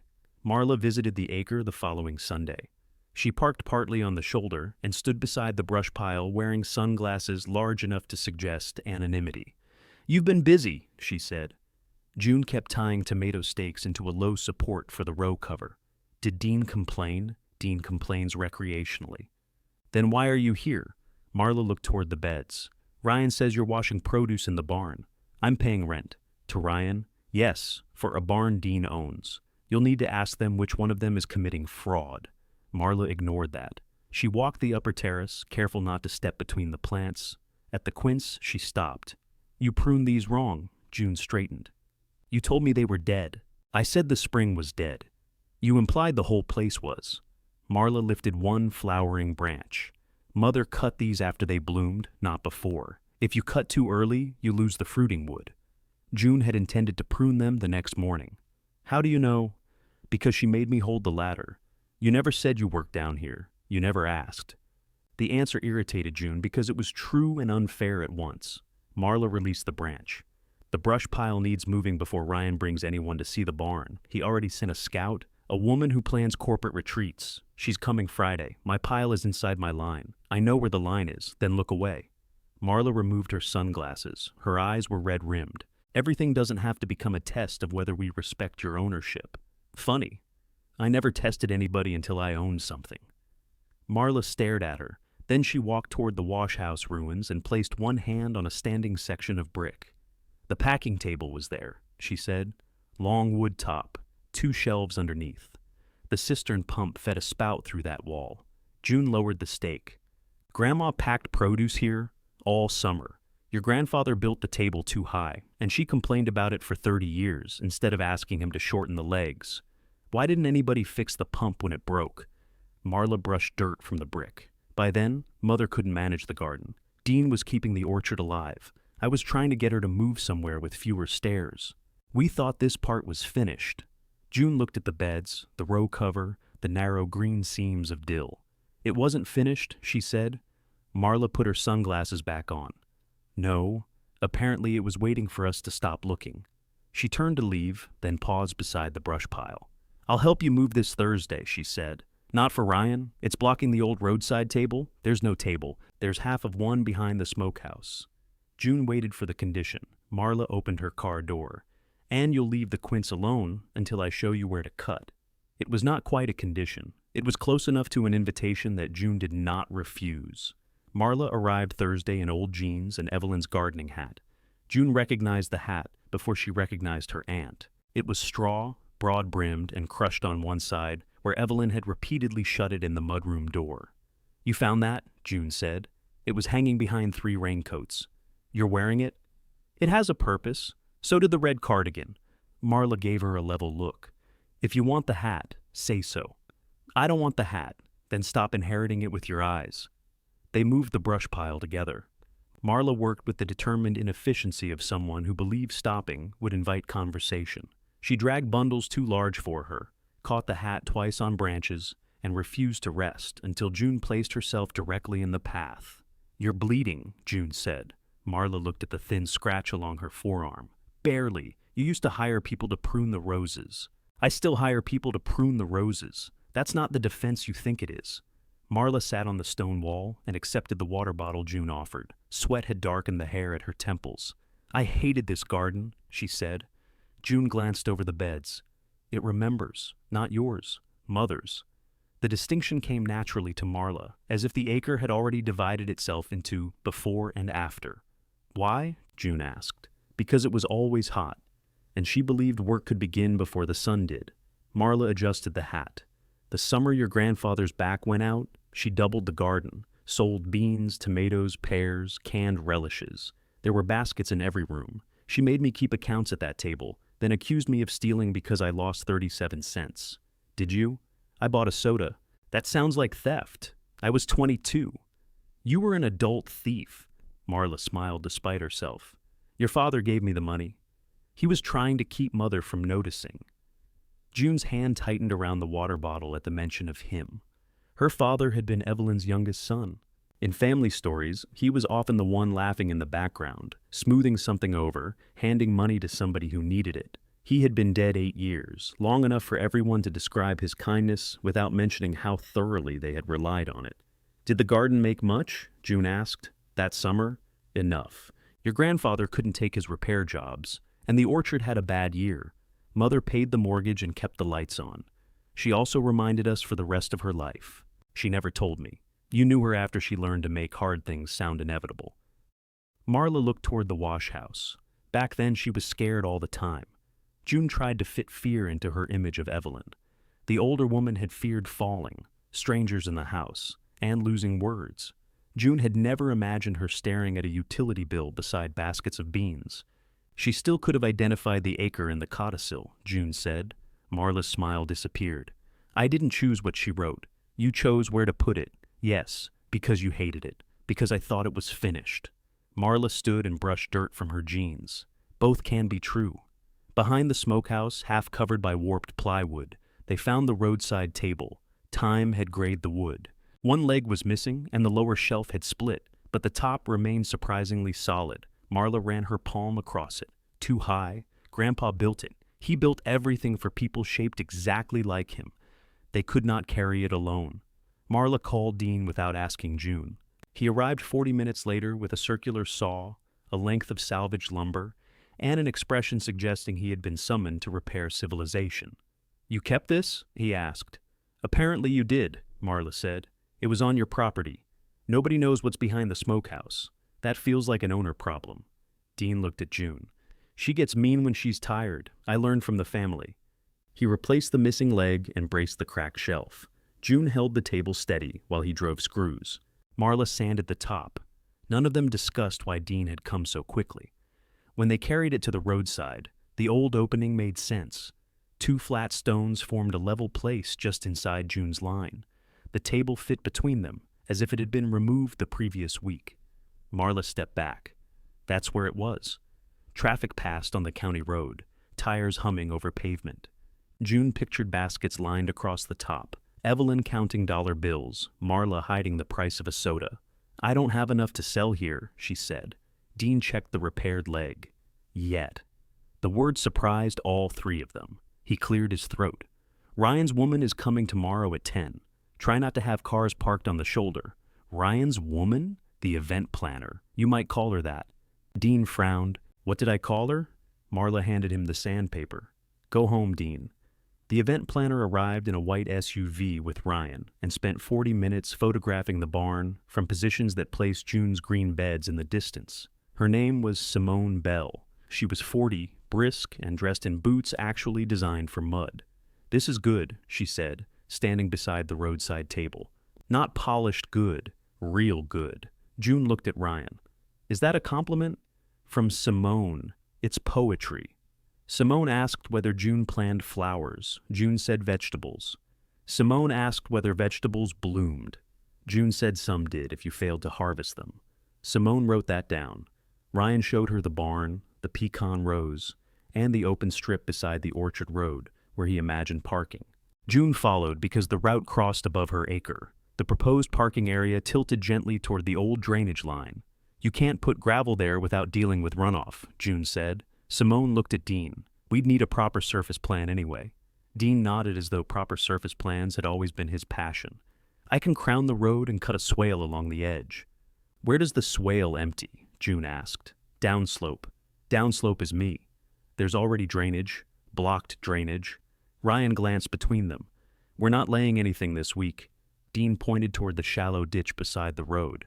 "I can improve this without touching her parcel. You'll move water faster toward it. That's what drainage does." "No, drainage moves water somewhere it can go." Simone lowered her phone. "Should we come back when the hydrology portion of the family meeting is over?" Ryan laughed. June did not. Dean's neck reddened. "We've managed this farm for a long time. The acre is wet because of how it was managed. There was water there before the road. There was a system there before the road. And now, every decision on 37 acres is supposed to wait for 1 acre? The question silenced the group. June looked down the slope. Her row cover gleamed white between the beds. The wash house bricks formed a broken line beyond it. From above, the work she had done looked small enough to step over. "No," she said, "just the decisions that send water onto mine." Simone tucked her phone into her jacket. "That seems reasonable." Dean's jaw tightened at being corrected by a stranger. Ryan walked Simone back toward the barn. Dean stayed beside the road. "You made that sound like I'm deliberately flooding you," he said. "I said what happens. You've been growing for 5 minutes, and you've been planning parking for less. This affects Ryan's livelihood." June stared at him. "What do you think I'm doing?" Dean looked toward the beds again. "Trying." The answer was not cruel. That made it hurt more. June went down the slope without replying. Her first roadside table happened by accident. The following Saturday, the kale produced more than Amara needed, and the charred leaves had reached the size when delaying harvest would make them tough. June placed 6 bunches on the restored table with a coffee can for cash, and a cardboard sign that read, "Greens $3. She expected theft, indifference, or both. The first car passed. The second slowed and continued. The third pulled over, and an older man bought 1 bunch of chard after asking whether it was beet leaves. June explained the difference. He seemed disappointed, but bought it anyway. By noon, she had sold 9 bunches and given away 2 to a woman who had no cash but returned 20 minutes later with a jar of honey. The coffee can held $27, exact except for 1 Canadian quarter. Tessa arrived near closing with a folding chair and a calculator. "You look official," June said. "You look sunburned. I'm wearing sunscreen. Your nose disagrees." Tessa counted the money, then examined June's notebook. "You're not charging enough. For greens on a folding table? For your labor. If I price my labor, the kale becomes jewelry. Then your costs are too high." June took the notebook back. "I'm starting, I know. I'm not criticizing. You're making the face." "What face?" "The spreadsheet face." "I don't have a spreadsheet face. You absolutely do." Tessa sat in the folding chair. "Let me set up a simple budget for you." "No. Why? Because you'll decide it doesn't make sense. Numbers don't decide that. They show you what has to change. That is exactly what somebody with a spreadsheet face says." A truck pulled over, ending the argument. Tessa sold the customer 2 bunches of kale and rounded the total down without asking. "You just gave away my labor," June said. "He didn't have exact change. The coffee can is full of change." Tessa opened her mouth, reconsidered, and put $2 of her own into the can. By the end of the afternoon, the table was empty. June had made $48 and 1 jar of honey. Tessa wrote the number at the top of a fresh notebook page and underlined it. "Do not make a chart," June said. "I wasn't. You were thinking in columns. Everyone thinks in columns when necessary." They carried the empty crates to the barn refrigerator. Ryan had installed more lights and removed the broken stall dividers. Music played from a speaker while he painted the rear doors. "How'd the roadside empire do?" he asked. $48, Tessa said. June added, "and honey." Ryan whistled. "Can I borrow $20,000? Ask me after next Saturday." He grinned. "I may have a test dinner in 3 weeks. Simone wants 12 people, a chef, basic setup. No ceremony, no drunk uncle, no dancing." "Every family has a drunk uncle," Tessa said. Not at corporate retreats, especially there. Ryan pointed his paintbrush at June. Could you provide greens? Maybe herbs for the tables? How many? 12. I mean, how much food? I have no idea. That's why the chef exists. June should have refused until she had quantities, dates, and a deposit. Instead, the empty crates and $48 made everything seem briefly possible. Have Simone call me, she said. Dean began work on the Orchard Road 2 days later. June heard the skid steer while harvesting dill. She climbed the slope and found him scraping a shallow ditch along the uphill edge, pushing soil into a berm. A pile of fresh gravel waited beside his truck. You said nothing was happening this week. I said we weren't building parking. What is this? Keeping water off the road. By sending it where? Dean shut off the machine. The ditch follows the road to the existing low point, which empties above my beds. It empties into the old channel. The old channel is blocked under your gravel. It carries some water, not enough. Dean pulled off one glove. I've got rain coming Thursday and a road already washing out. I'm fixing my property, at the expense of mine. I'm not asking you to pay. June walked to the end of the new ditch. It stopped at a rough opening directly above the broken stone line. When rain came, the channel would receive the road's water faster than before. Put in the outlet, she said. I don't know where it runs. Then find out. With what time? Ryan has his dinner, the orchard needs spraying, and I have an actual job. There it was again. Trying, placed across from actual. June stepped away from the machine. Dean started it before she reached the slope.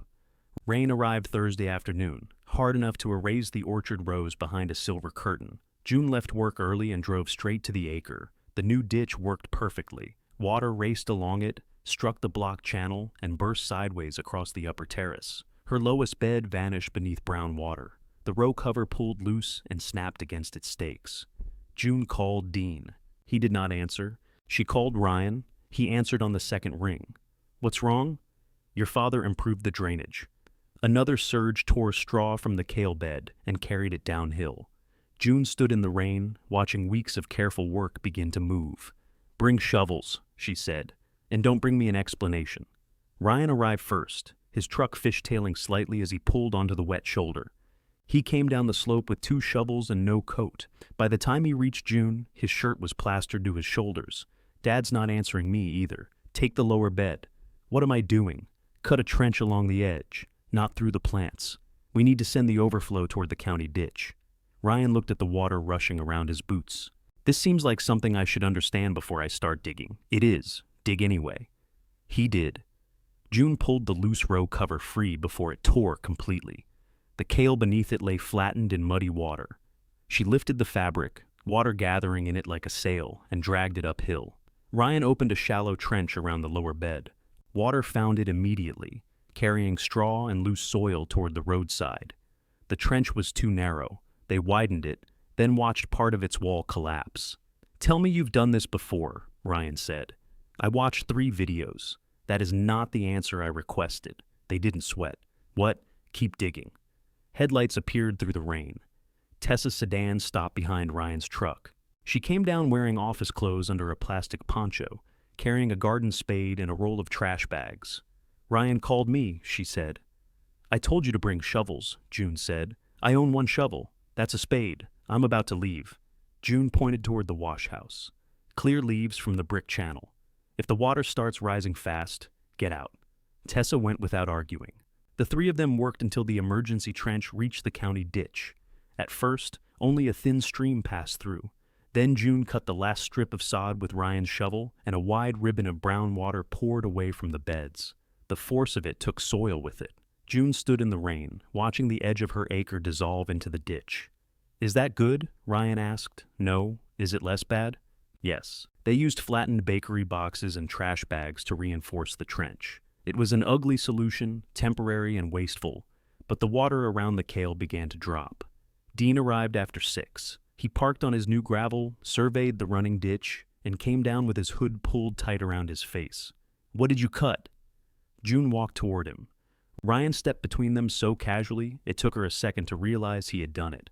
We bypassed the backed-up channel, he said. Dean looked past him. You sent it into the county ditch? It was already going there, June said. Through my beds first. I didn't know the new swale would carry that much. I did. You guessed. I stood here in the last rain and watched it. You said water crossed the road. I was trying to stop that by moving it onto me. Dean crouched beside the kale. Mud coated the leaves. Several plants had torn loose entirely. He touched one, then pulled his hand back. "How much is lost?" he asked. June wanted to say everything. She wanted the largest possible word, something heavy enough to make him feel the hours inside each plant. "I won't know until the water's down. I can bring sandbags and close the top of the swale. Tonight. It's still raining." "Yes, Dean. That's why tonight is special." He stood. "I'll get them." No defense followed, no warning about his property. He returned to his truck and left. Tessa came out of the wash house carrying an armful of wet leaves. Was that an apology? No. Adjacent? Very. Dean came back with sandbags and a portable work light. He closed the end of the new ditch, then helped Ryan line June's temporary trench with stones from the ruined wash house path. None of them mentioned that the stones belonged to June. None of them asked whether moving them damaged something older. By 9, the rain softened. Tessa had mud on her cheek and one ruined shoe. Ryan's palms were blistered. Dean sat on the stone wall, elbows on his knees, staring toward the road. June picked up a kale plant that had washed free. Its roots were intact, pale threads tangled around a lump of soil. She pressed it back into the bed. "It may not take," Dean said. "I know. I'll pay for what you lost. You can't pay for it yet. I don't know what it is. When you know." June looked at him. "And the road?"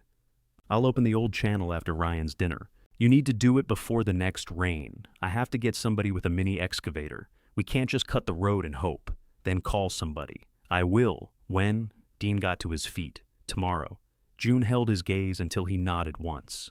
The next morning, she harvested what she could save. The kale had grit folded into every curl. June washed it 3 times in the barn sink. Most of the chard was bruised beyond selling, and the dill lay flat beneath a skin of silt. She filled only 1 container. At Juniper table, Amara opened it and examined the leaves. Flood, runoff. Same difference to the greens. They're clean. I can see that. June set the container on the stainless table. "I'm short today. You were short on your first delivery, too. The first was frost. I remember. I can replace the order Friday." Amara tasted 1 leaf, then another. "This is fine. I'll take what you brought." June waited for reassurance. Amara did not offer it. "I'm fixing the drainage," June said. "Good. You don't sound convinced." "I don't need to be convinced. I need to know what arrives." The words stung because they were fair. Amara wrote a smaller check. Evelyn missed deliveries, too. June looked up. "She once showed up 2 days late with beans and acted like I'd misunderstood the calendar. That also sounds right. I stopped ordering beans from her that summer." The comfort vanished. Amara leaned against the prep table.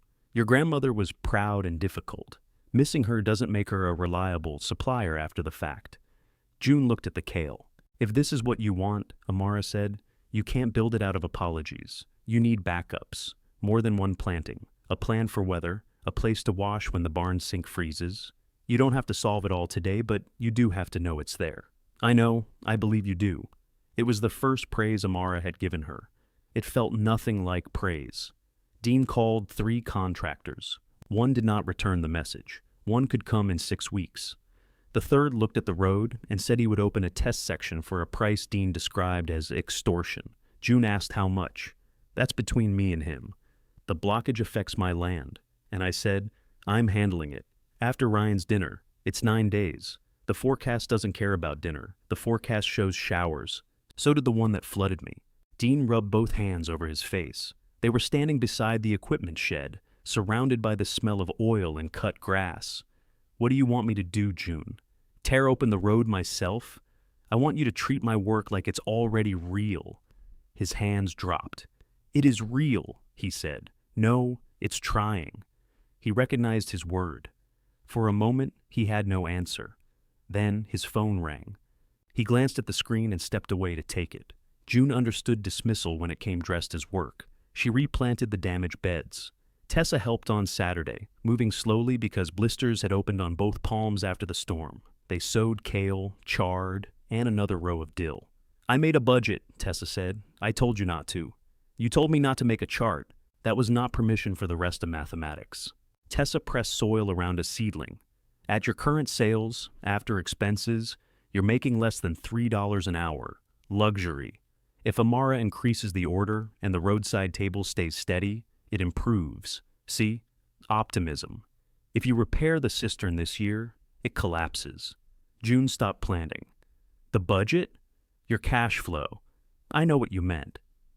Tessa sat back on her heels. You can't pay for everything at once. I'm aware.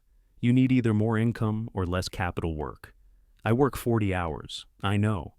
Then don't say more income like I forgot to look under the couch. I could invest? No, not give. Invest. In what? 30 kale plants and a sarcastic roadside sign? In you. June pushed the next seedling too deeply into the soil and had to lift it. That's not a business decision, she said. It could become one. It's guilt with paperwork. Tessa's face tightened. You don't get to decide every good thing I do is secretly selfish. No. Just the ones where you solve my life because you feel bad about the will. I feel bad because I helped make you think you had nobody. The sentence landed between them. Tessa looked down at her muddy gloves. You wouldn't take the deposit. You won't let me pay for seeds. You barely let me dig in the rain. At some point, refusing help stops being independence and starts being punishment. Of who? Everybody. June stood and carried the empty tray toward the wash house. She could not answer without admitting that sometimes punishment was exactly what she wanted.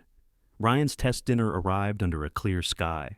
The barn glowed warmly once the cafe lights came on. Simone arranged long tables down the center, and a local chef cooked in a rented trailer outside. June delivered 2 tubs of greens and herb bundles tied with twine. She had bought the greens she could not supply from another grower and told the chef exactly which were hers. The 12 guests admired the beams, the orchard, and the working garden visible down the slope. One woman walked to June's roadside table in high heels and bought all the remaining kale. For 3 hours, Ryan's plan looked plausible. Then someone flushed both barn toilets while the kitchen trailer drained its sink. The old septic line backed up with a sound no cafe lights could romanticize. Ryan closed the bathrooms, Simone redirected guests to the farmhouse, and Dean spent the rest of dinner beside the septic cleanout, holding a flashlight in his teeth. After the guests left, Ryan sat on the barn steps with his collar open. Not polished good, June said. He laughed tiredly. Real good. Simone had liked the space, but wanted plumbing upgrades, improved parking, accessible entrances, fire inspection, and a backup power plan. Ryan listed the costs until the numbers became abstract. Dad was right, he said. I may spend a fortune. You don't have to decide tonight. I already paid deposits. June sat beside him. That's not the same as deciding. Above the orchard, clouds had begun gathering in the west. Dean came around the barn carrying a wrench and smelling like the septic line. The road contractor can't come until the end of next week, he said. June looked at the clouds. The forecast changed. I saw 5 days of rain, beginning Tuesday. Dean stared down toward the lower acre. The temporary trench was still open, its cardboard lining already softening. I'll reinforce the swale, he said. The swale feeds the problem. I can slow it. You can open the road. Not safely before Tuesday. You had time. I know. The admission did not fix anything. June stood. When that system fails, you don't get to call it weather. Dean's face went still. Beyond him, the first distant flash of lightning lit the bare branches white. Dean looked toward the lightning. I'll bring the skid steer down tomorrow. To do what? Build up the sides of your temporary trench. With more loose soil. I'll use gravel. The water will go around it. Then tell me what you want. A culvert under the road. We don't have one. You own an equipment shed full of things you bought because someday you might need them. There isn't a pipe in there, not one I'm willing to bury under a road and drive 10,000 pounds over. Another flash whitened the barn roof. Ryan stood and looked between them. I can cancel the next site visit, he said. Dean shook his head. That doesn't solve drainage. No, but it gets cars off the road. The road isn't going to collapse. June watched his face. You don't know that. No, I don't. That was new too. Not enough, but new. They spent Sunday preparing for rain. Dean brought gravel, sandbags, and a length of flexible drainage pipe too narrow to serve as a permanent culvert. June rejected it for the road. then used it to reinforce the emergency outlet beside her beds. Ryan cleared branches from the county ditch. Tessa arrived with contractor bags, bottled water, and a printed weather forecast nobody wanted. Marla brought food. She placed a basket of sandwiches on the roadside table and looked down at June's trench. Mother would hate this. The trench, the waste. All that water and nothing useful happening with it. She could come explain the system. Marla did not flinch. She'd explain 3 different versions and insist they all worked. Together they cleared the brick channel near the wash house. Marla remembered a wooden gate somewhere below the cistern, though she could not remember which direction it opened. June found 2 rusted hinge straps attached to a buried plank, but the wood crumbled when she touched it. Headgate, she said. For what? To slow the water between terraces. Maybe send it to different beds. Marla knelt beside the opening. There used to be pools. Where? I don't know. Shallow ones. Mother would flood one section, then close something and flood another. June looked across the garden. The gentle dips she had taken for uneven ground formed a descending sequence from the wash house to the road. The acre had not simply drained water away. It had held water long enough to use it. She spent the afternoon cutting narrow overflow notches at the end of each terrace.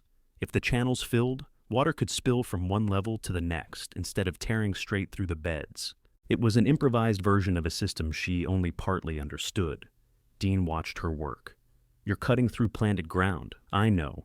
You'll lose the lower rows. If the forecast is right, I lose them anyway.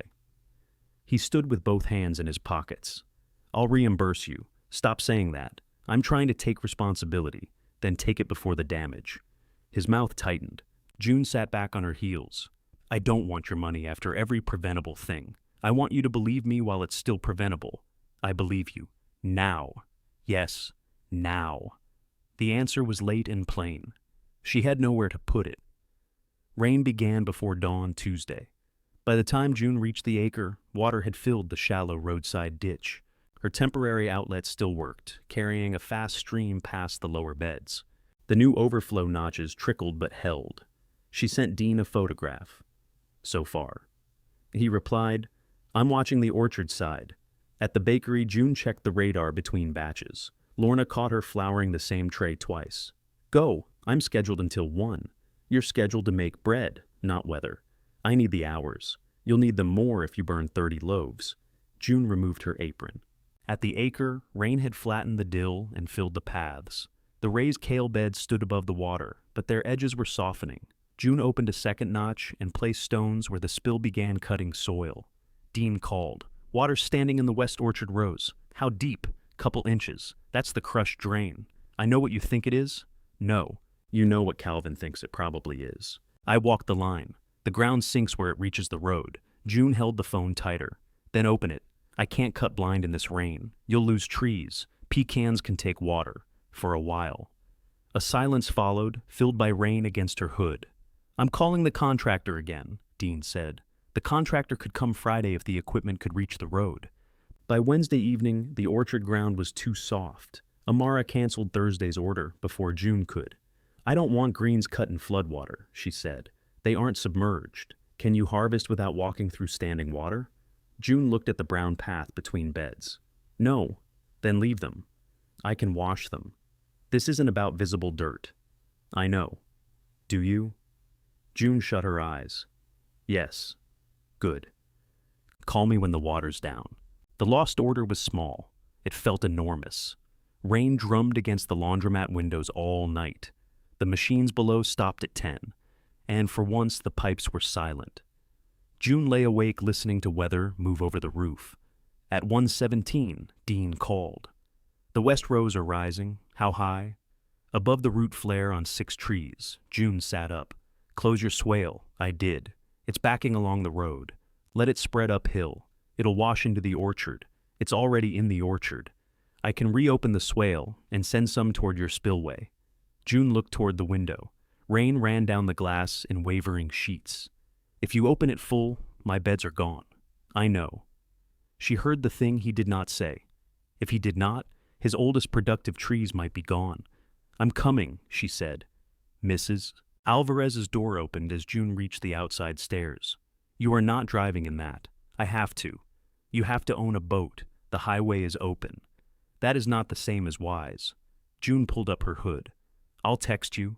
You will text your sister too. June did. At the farm, Dean's work lights shone through the rain. Water covered the lower orchard in one moving surface.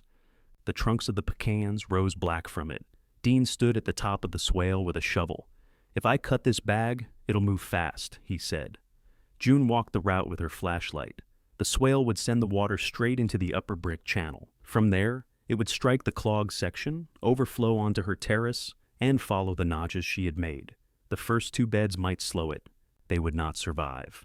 You could bank it the other way, Dean said, toward the east orchard. Those trees are younger. Then we drown them instead. They're replaceable. So is kale. Dean stared at her. June's raincoat clung to her arms. Beneath it, she wore Evelyn's cardigan. She had not realized she put it on until now. Open half, she said. I'll widen the terrace notches. You'll lose the beds. I know. I can help. Stay up here. If it starts cutting the road, shut it. June went down. She pulled seedlings from the lowest bed first, working by headlamp, saving what she could in a plastic tub. Then she cut through the bed's raised edge and opened it to the channel. Water entered slowly, spread across the soil, and darkened it.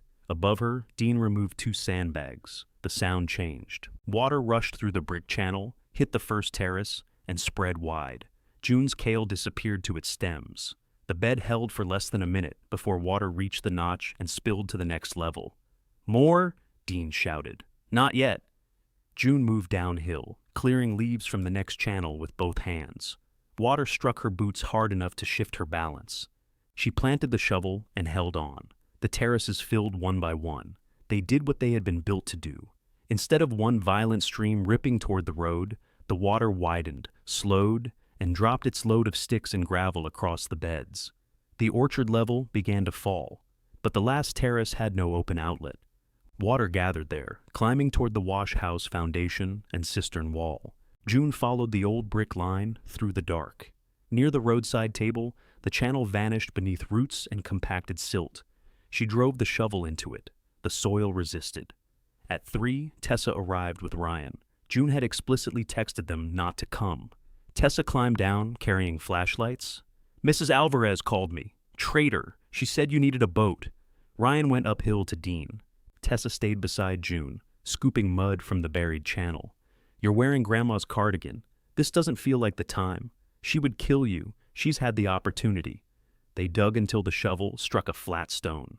June cleared along its edge and found another collapsed cover, jammed downward by a thick root. Water pressed behind it, pulsing through small gaps.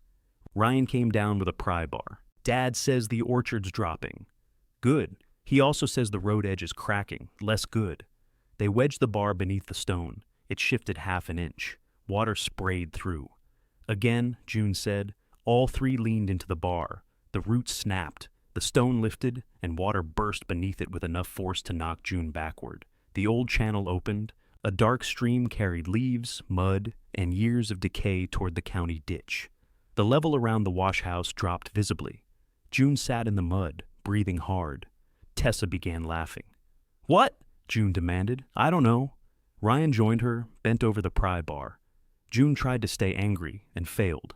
By 5, Tessa and Ryan went to help Dean shore the road. June remained in the lower garden, clearing each stone throat as the water fell.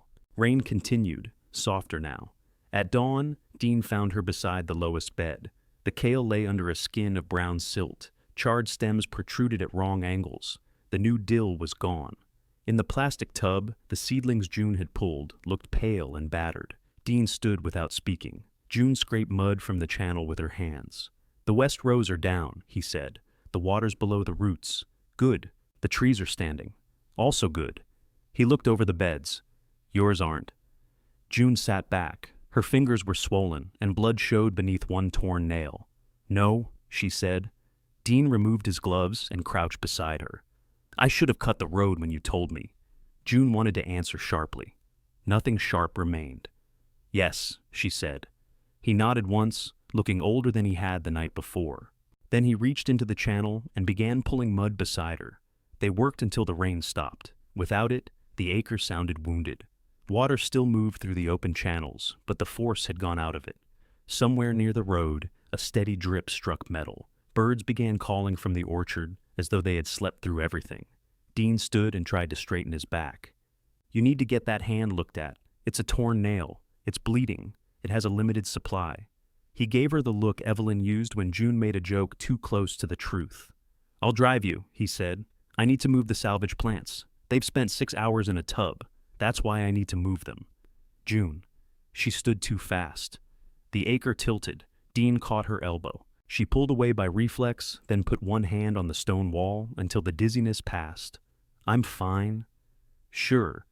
Tessa and Ryan came down from the road, carrying bottled water and the last 2 sandwiches from Marla's basket. Tessa's wet hair clung to her face. Ryan had lost one boot somewhere in the orchard and replaced it with a trash bag tied around his sock. June looked at him. "Fashion? Drainage took my shoe. That feels symbolic." Dean pointed to June's hand. "Take her to urgent care." Tessa did not ask permission. She tucked June's muddy gloves under one arm, put both hands on June's shoulders, and turned her toward the road. June was too tired to resist efficiently. The urgent care doctor cleaned the cut, confirmed that June's tetanus vaccination was current, and bandaged 2 fingers. Nothing was broken. Tessa bought her eggs and toast at a diner, then drove her to the room above the laundromat. Mrs. Alvarez stood at the top of the stairs in a robe and red glasses. "You texted at 4:28 that you were not dead," she said. "I wanted to reassure you. You spelled reassure with 3 E's. I was emphasizing it." Mrs. Alvarez looked at the bandage, the mud, and Tessa's ruined clothes. "Both of you shower, separately. I should not have to say that, but you appear confused." June slept until late afternoon. When she woke, the red cardigan hung over the back of Evelyn's chair. Tessa had rinsed the mud from it and shaped it carefully over a towel. Brown stains remained along one cuff. June touched the wool. She had treated the cardigan like a preserved piece of Evelyn while wearing it into floodwater. Somehow, it looked more hers now. Her phone held messages from everyone. Ryan had found his boot. Marla had made soup. Lorna had covered June's shift and threatened consequences if she appeared before Monday. Dean had sent only one sentence. "Contractor coming tomorrow. I'm cutting the road." June read it twice. The mini excavator arrived at 8 the next morning. Dean did not ask June to attend, but she came anyway with her hand wrapped in plastic beneath a glove. The contractor opened the compacted section near the old stone line. Beneath the gravel lay crushed clay tile, broken brick, and a mat of roots forced sideways by years of backed-up water. Dean watched from the road edge, arms folded. The contractor lifted one shattered section in the bucket. "This your old drain?" "Our old drain," Dean said. He looked at June after he said it. They installed a culvert wide enough to carry the channel beneath the road, added stone at both ends, and shaped the swale so it fed the opening instead of emptying above June's beds. The work cost more than the estimate Ron had given for cleaning the cistern. Dean paid without mentioning reimbursement. When the contractor finished, June walked the line with a bucket of water. She poured it into the upper channel and watched it travel beneath the road, emerge cleanly, cross the old bricks, and disappear toward the terraces. "That's not exactly a storm test," Dean said. "No? You still want to criticize it? I'm saving material." He put his hands in his pockets. "I want to put something in writing." June looked at him. "The drain crosses both parcels. We need access to maintain it. Responsibilities. Costs. You mean an easement? I mean, neither of us gets to pretend the water belongs entirely to the other person. That sounds like an easement." Dean sighed. "Fine, yes." The written agreement took 2 weeks and 1 meeting with the same estate attorney who had sat in Evelyn's chair. June insisted that repairs caused by changes on Dean's parcel were Dean's responsibility. Dean insisted that June keep the lower channels clear. They argued over emergency access, notice, and what qualified as neglect. When it was done, neither looked happy. The attorney smiled. "That usually means it's balanced." Outside his office, Dean handed June her copy. "You could have just trusted me," he said. "No." He considered that. Fair. The acre took longer to repair. June pulled the drowned crops and spread them in a compost pile. She shoveled silt from the beds, reset their edges, and mapped the channels before covering them again. The flood had exposed more stonework near the wash house, including the base of the old packing table wall and a narrow spillway leading from the cistern. She did not replant immediately. For 3 evenings, she sat on the stone wall after work and watched water travel through the repaired system. The west orchard dried. Dean's oldest trees dropped damaged leaves, but held their green growth. Her beds looked empty. Amara's containers remained stacked in June's car. On Friday, she returned them. "You closing?" Amara asked. "I don't know." "That's honest. I lost the next 3 weeks of production. Longer if you keep sitting down there feeling betrayed by vegetables." June stared at her.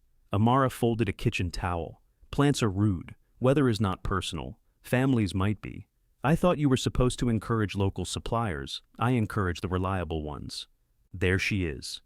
Amara smiled. "What can you plant now?" "Chard. More kale. Herbs if I use starts. Fall roots later." "What can you deliver?" "Nothing for at least 5 weeks. Then call me in 4. The echo made June laugh. Amara placed the clean containers back in her hands. "I didn't ask you to return these." June took them. At the farm supply store, she filled a cart with seed starting mix, compost, and replacement seed. Then she removed half of it. She stood in the aisle, looking at the remaining total. Tessa found her there because June had finally sent a message that said, "Bring the budget." They went to a coffee shop. Tessa opened a laptop, and the spreadsheet appeared. "You made a chart," June said. "I waited until you asked. I didn't ask for a chart. You asked for the budget. Charts are a natural consequence." Tessa turned the screen toward herself. "I'm not offering charity. You're about to. I want 15%. June blinked. "Of what?" "The farm business. It barely exists. Then my 15% is currently very affordable." "What do you get?" "Quarterly financial statements. Repayment priority if the business closes. No ownership in the land." "You've thought about this." "I do occasionally think, what if it fails? I lose money. And resent me. I already resent you for free." June looked at the spreadsheet again. "Why 15? Because 10 doesn't justify the amount, and 20 gives me too much voice." "What voice do you get?" "Advice when requested." "1 veto. If you try to buy an alpaca." "I have no alpaca plans. That is what everyone says before the alpaca." They spent 2 hours changing terms. June reduced Tessa's repayment priority. Tessa removed any claim to equipment bought with June's labor income, and both agreed that family dinners would not count as business meetings unless food was deducted as an expense. When they finished, Tessa closed the laptop. "Do you still think it's guilt with paperwork?" she asked. "Yes." Tessa nodded. "But it's good paperwork," June said. Tessa's eyes filled. "Oh, don't. I'm not doing anything. You're making the face. I have several faces, apparently." June reached across the table and squeezed her hand. Ryan made his decision less neatly. The Barnes test dinner had earned interest, but no contract. Simone's recommended upgrades cost more than Ryan could finance without putting his house at risk. He tried reducing the plan, then reducing it again, until the version left required the same work and produced half the revenue. He found June washing tools at the barn sink. "I'm not doing weddings," he said. She turned off the water. "I'm sorry. I thought you'd say I told you so." "I didn't tell you so. You thought it with posture." That was Tessa's spreadsheet face. Ryan leaned against the old refrigerator. "I can still lease the barn from Dad, just not as a venue." "For what?" He gestured around them. "This. Storage. Wash station. Maybe packing. There are 2 other growers near us who need cold space. The refrigerator freezes beer. I'll buy one that respects beverages." June dried her hands. "You'd base a business on mine? I'd base it on several. Yours is the one already paying me $30. That sounds dangerously like trying." Ryan smiled. "Dad used that word, didn't he? He's retiring it."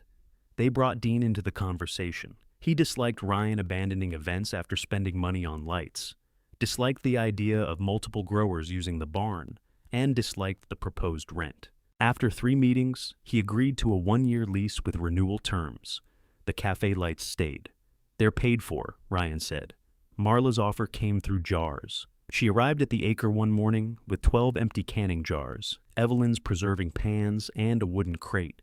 "The quince will be ready in fall," she said, "if the fruit sets. I'm not selling jam yet. Paste. Mother-made paste." She made both. "Her jam never set properly. Then we'll call it sauce." Marla put the crate on the restored roadside table. The farmhouse kitchen is inspected for the church fundraiser. That doesn't automatically make it commercial. I called the county. June narrowed her eyes. Who are you? Someone who owns a house with a roof estimate.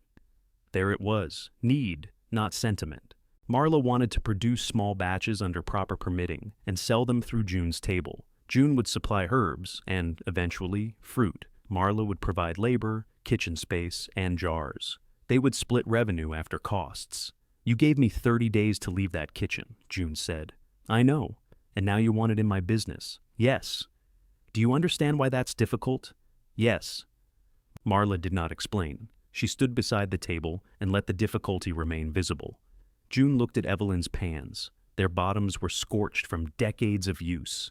We write it down, she said. Of course. And you don't call everything Grandma's recipe if we change it. Marla's mouth twitched. She changed every recipe and called it original. They shook hands. With Tessa's investment, June restored 8 beds and planted 6 more. Dean delivered compost from the orchard without putting it on an invoice. Ryan installed a food-safe wash table in the barn and found a used commercial refrigerator that held temperature. Marla showed June where to prune the quince and followed June's instructions on the new herb rows. None of it happened without friction. Dean drove across a marked channel once and received a written repair estimate from June. Tessa questioned the cost of row cover and got a lecture with footnotes. Ryan stored paint beside the wash tubs and moved it after June threatened to wash his shirts in it. Marla labeled a batch Evelyn's pepper jelly before June had approved the label. The acre became less peaceful as it became more functional. One evening, June stood beside the wash house while water ran from the cistern's restored overflow into the first stone channel. The cistern itself still needed cleaning and the pump remained broken, but the old system had begun moving again. On the roadside table lay the first announcement for a harvest supper. Tessa had designed it. Ryan would clear the barn's folding tables. Marla had volunteered food. Dean had offered pecans from the trees that survived the flood. June read the last line twice. Mercer Lower Garden, Saturday at 6. It was the first time she had seen the acre given an address instead of an apology. The address was Ryan's idea. People need to know where to turn, he said. They can see the table. People miss buildings with 6-foot signs. Your table is gray wood beside an aggressive ditch. It's a functioning ditch. Put that on the invitation. June did not. She let the address remain. The harvest supper was supposed to be small. Amara and 2 of her cooks. Lorna, Mrs. Alvarez, Calvin and his wife, the 4 Mercers who had spent a night in rain moving water from one another's land. By Wednesday, Marla had invited 3 women from church who remembered Evelyn's produce stand. Dean had invited the contractor who installed the culvert.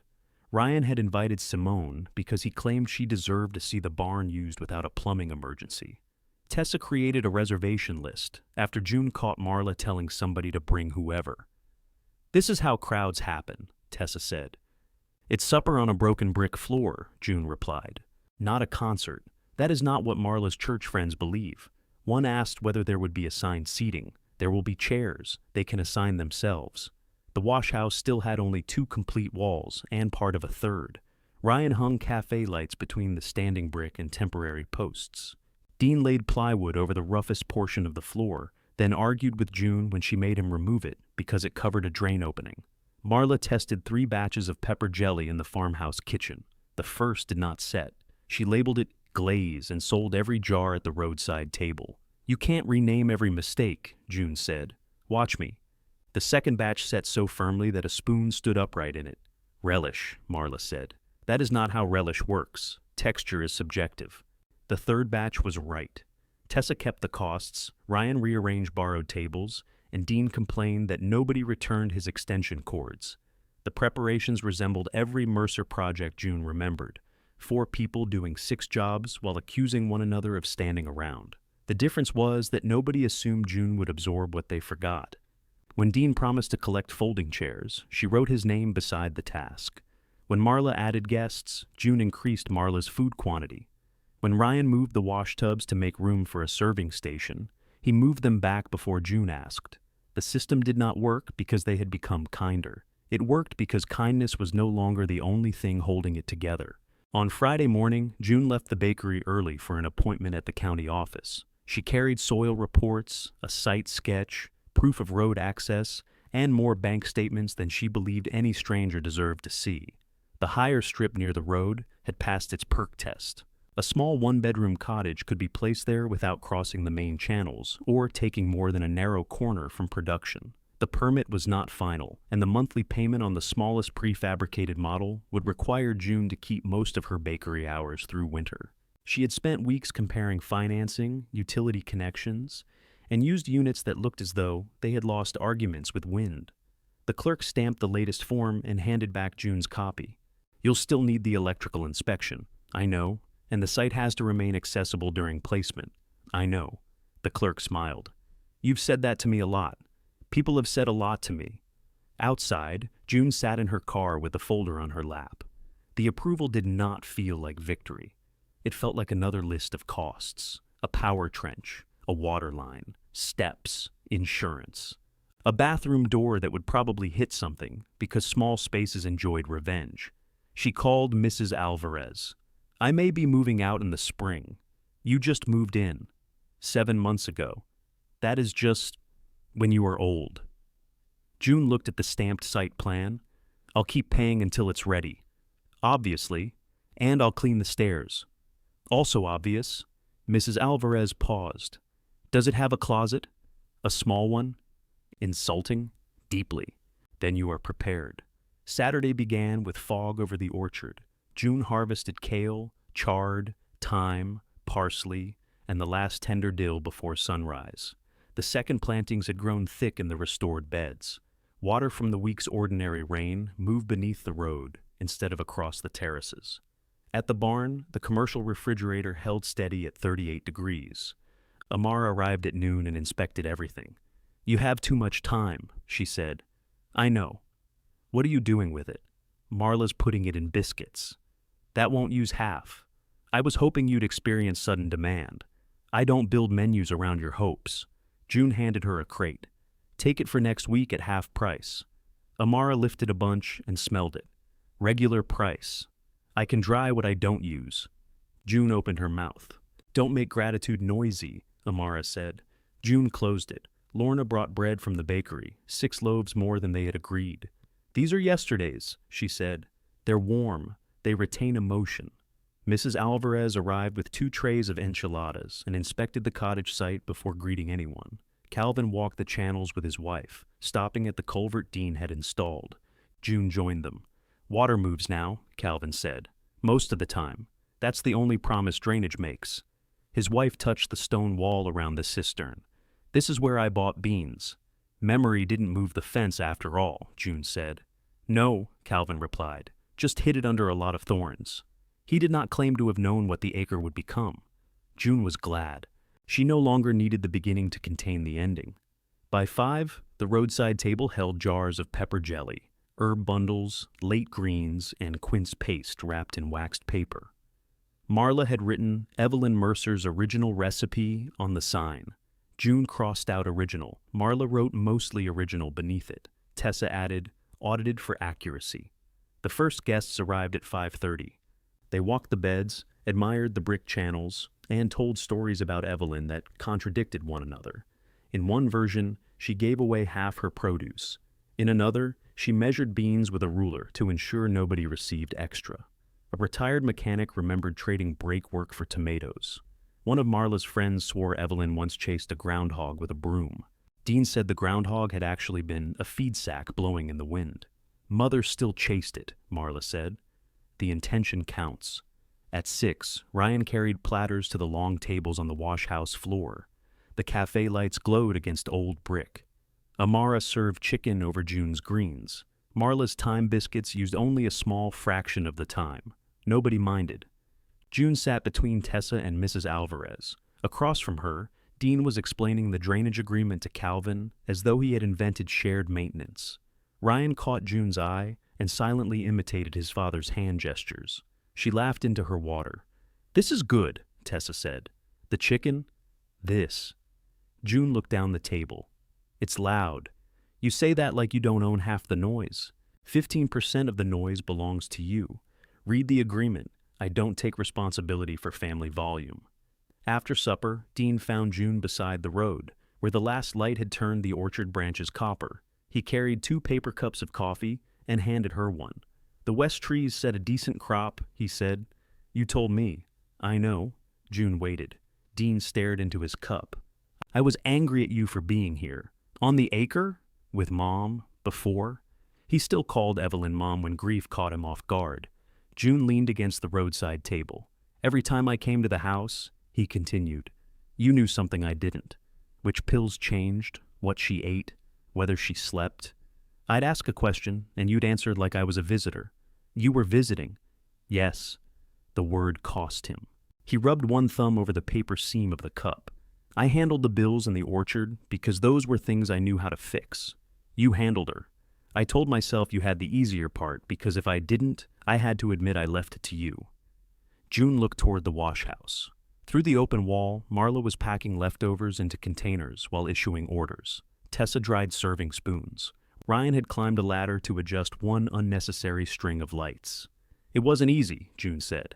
"I know. And it wasn't noble all the time. Sometimes I hated the bell." Dean nodded. "I know that too." "No, you don't." "You're right." His willingness to be corrected took some of the heat from her answer. He looked across the beds. "I gave you that corner because I thought land was only valuable if I knew how to use it. You also gave it to me because it was wet and inconvenient." "Yes." "And because you thought I wouldn't fight." He took a breath. "Yes." June drank her coffee. It was terrible and oddly comforting. "I'm not thanking you for it," she said. "I didn't come for that." "Good." Dean looked relieved. Near the wash house, Calvin lifted one hand in farewell. His wife was carrying 2 jars of pepper jelly. Other guests followed them toward the road, talking beneath the lights. By 8, only family remained. Tessa counted cash from the roadside table, while Marla objected to her method. Ryan stacked chairs. Dean carried trash bags to his truck. June swept the brick floor. The restored channels ran beneath her feet. She could hear water near the wash house wall, a quiet movement under conversation. The cistern pump still needed replacing. 2 beds needed cover before the first frost. The cottage deposit was due Monday. She had a bakery shift at 5 the next morning. The acre had not simplified her life. It had made the life hers. Marla came through the open wall carrying Evelyn's preserving pans. "I put the leftover food in Ryan's refrigerator," she said. "The serving bowls are in my car. I'll take these back to the house. You can leave them in the barn." "No, I should wash them properly. They're already washed." Marla looked toward the road. Dean had started his truck. Tessa was closing the cash box. Ryan switched off one string of lights, then another. "I should go," Marla said. The uncertainty in her voice was so slight June almost missed it. Marla had delivered food, cooked, cleaned, and remained useful through every moment when she might otherwise have had to ask whether she was forgiven. Now the work was finished. She stood at the edge of the light with the pans held against her body, waiting to learn whether usefulness had been the price of admission. Months earlier, she had stood in Evelyn's bedroom with the red cardigan between her hands and given June 30 days. June could have let the silence answer. She set down the broom. "Stay," she said. Marla looked at her. "We've got coffee," June added. "Bad coffee, but Dean made it, so we can insult him." From the road, Dean called, "I can still hear you." "You're supposed to," June shouted back. Ryan turned one string of lights on again. Tessa reopened the cash box and took out the Canadian quarter from June's first roadside sale, which she had saved for reasons she refused to explain. Marla placed the preserving pans on the table. Then she sat. June took Evelyn's old chair near the open wall. Beyond the lights, the acre settled into darkness. The quince, the raised beds, the roadside table, and the channels carrying water where it needed to go. Nobody rang a bell. Nobody asked June to earn her place. For once she stayed because she wanted to.